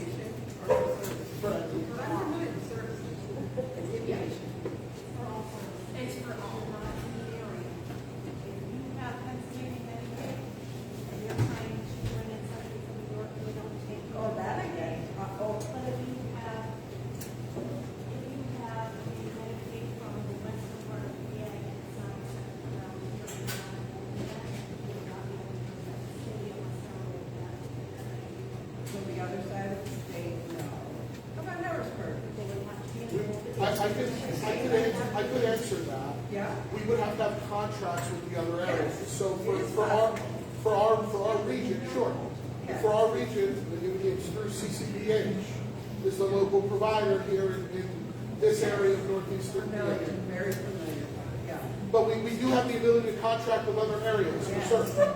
That's great. And so I like these numbers over here, right? That you can keep the beds full on Wayne County. Yes. That's great. Okay. I'll keep this in mind and I look forward to, not knowing anyone waiting to get in, right? That little thing. Question? I did also want to ask, is the facility currently set up for 70 to 80 beds, or will there be expansions happening? I do know you do have to remodel, I am sure. So to some exterior, from an exterior standpoint, no, I mean, the landscaping may be prettier, if you will. Footprint staying the same. Oh, yeah? footprint of the building. Yeah, so there would be no external, maybe at some point a basketball hoop out back or something to that effect. But yeah, there's some, there's two down the backside of the parking lot. From an interior standpoint, it was at one point in time in the recent past an assisted living facility. So it was laid out naturally in a way that makes sense for this type of service to be provided there, because there are bedrooms, in excess, I forget the number of bedrooms there are in there. Thank you, 77. Shame on me. Thank you for the help. 77 bedrooms in there. We would purpose some of those as office space. Some of those we would keep as bedrooms, so on and so forth, bathrooms, those types of things. But from an exterior standpoint, footprint standpoint, we tossed around ideas of a fence or shrubs or different things, but from a structural standpoint outside right now, no, nor is there any plan in the future. I'm being asked by one of our hosts if we might wrap up in the near future. And not my clients, it's the borough folks. And I think that probably does make sense. So if we could get a couple more questions, then we'll try and finish up. The only other thing I was going to mention is, if you have a follow-up inquiry, the easiest way maybe rather than having to give out, if somebody wants to come in and sign up and give us your email address, we'll send out a notice saying, here's how you can contact either Pat or Katie or even myself, and even Jeff's there, and that way you can communicate with them. It'd be easier than each of you trying to come up and get their individual emails. Does that make sense? Yep. Okay. So I'll make that available, and we'll stay around for after that. I did say one or two more questions, so. Could you just tell me who would be patrolling? Would we have the state troopers patrolling there, or would the borough be responsible as far as? I ain't gonna go to borough, I'll tell you right now. We like Borough is hard sports. They got money for that. So we call 911 right now. It's state. So it'd be state? Unless the borough police are on duty. If they call 911 and borough police are on duty, then borough police go. If borough police are not on duty, then state police takes over. Good luck.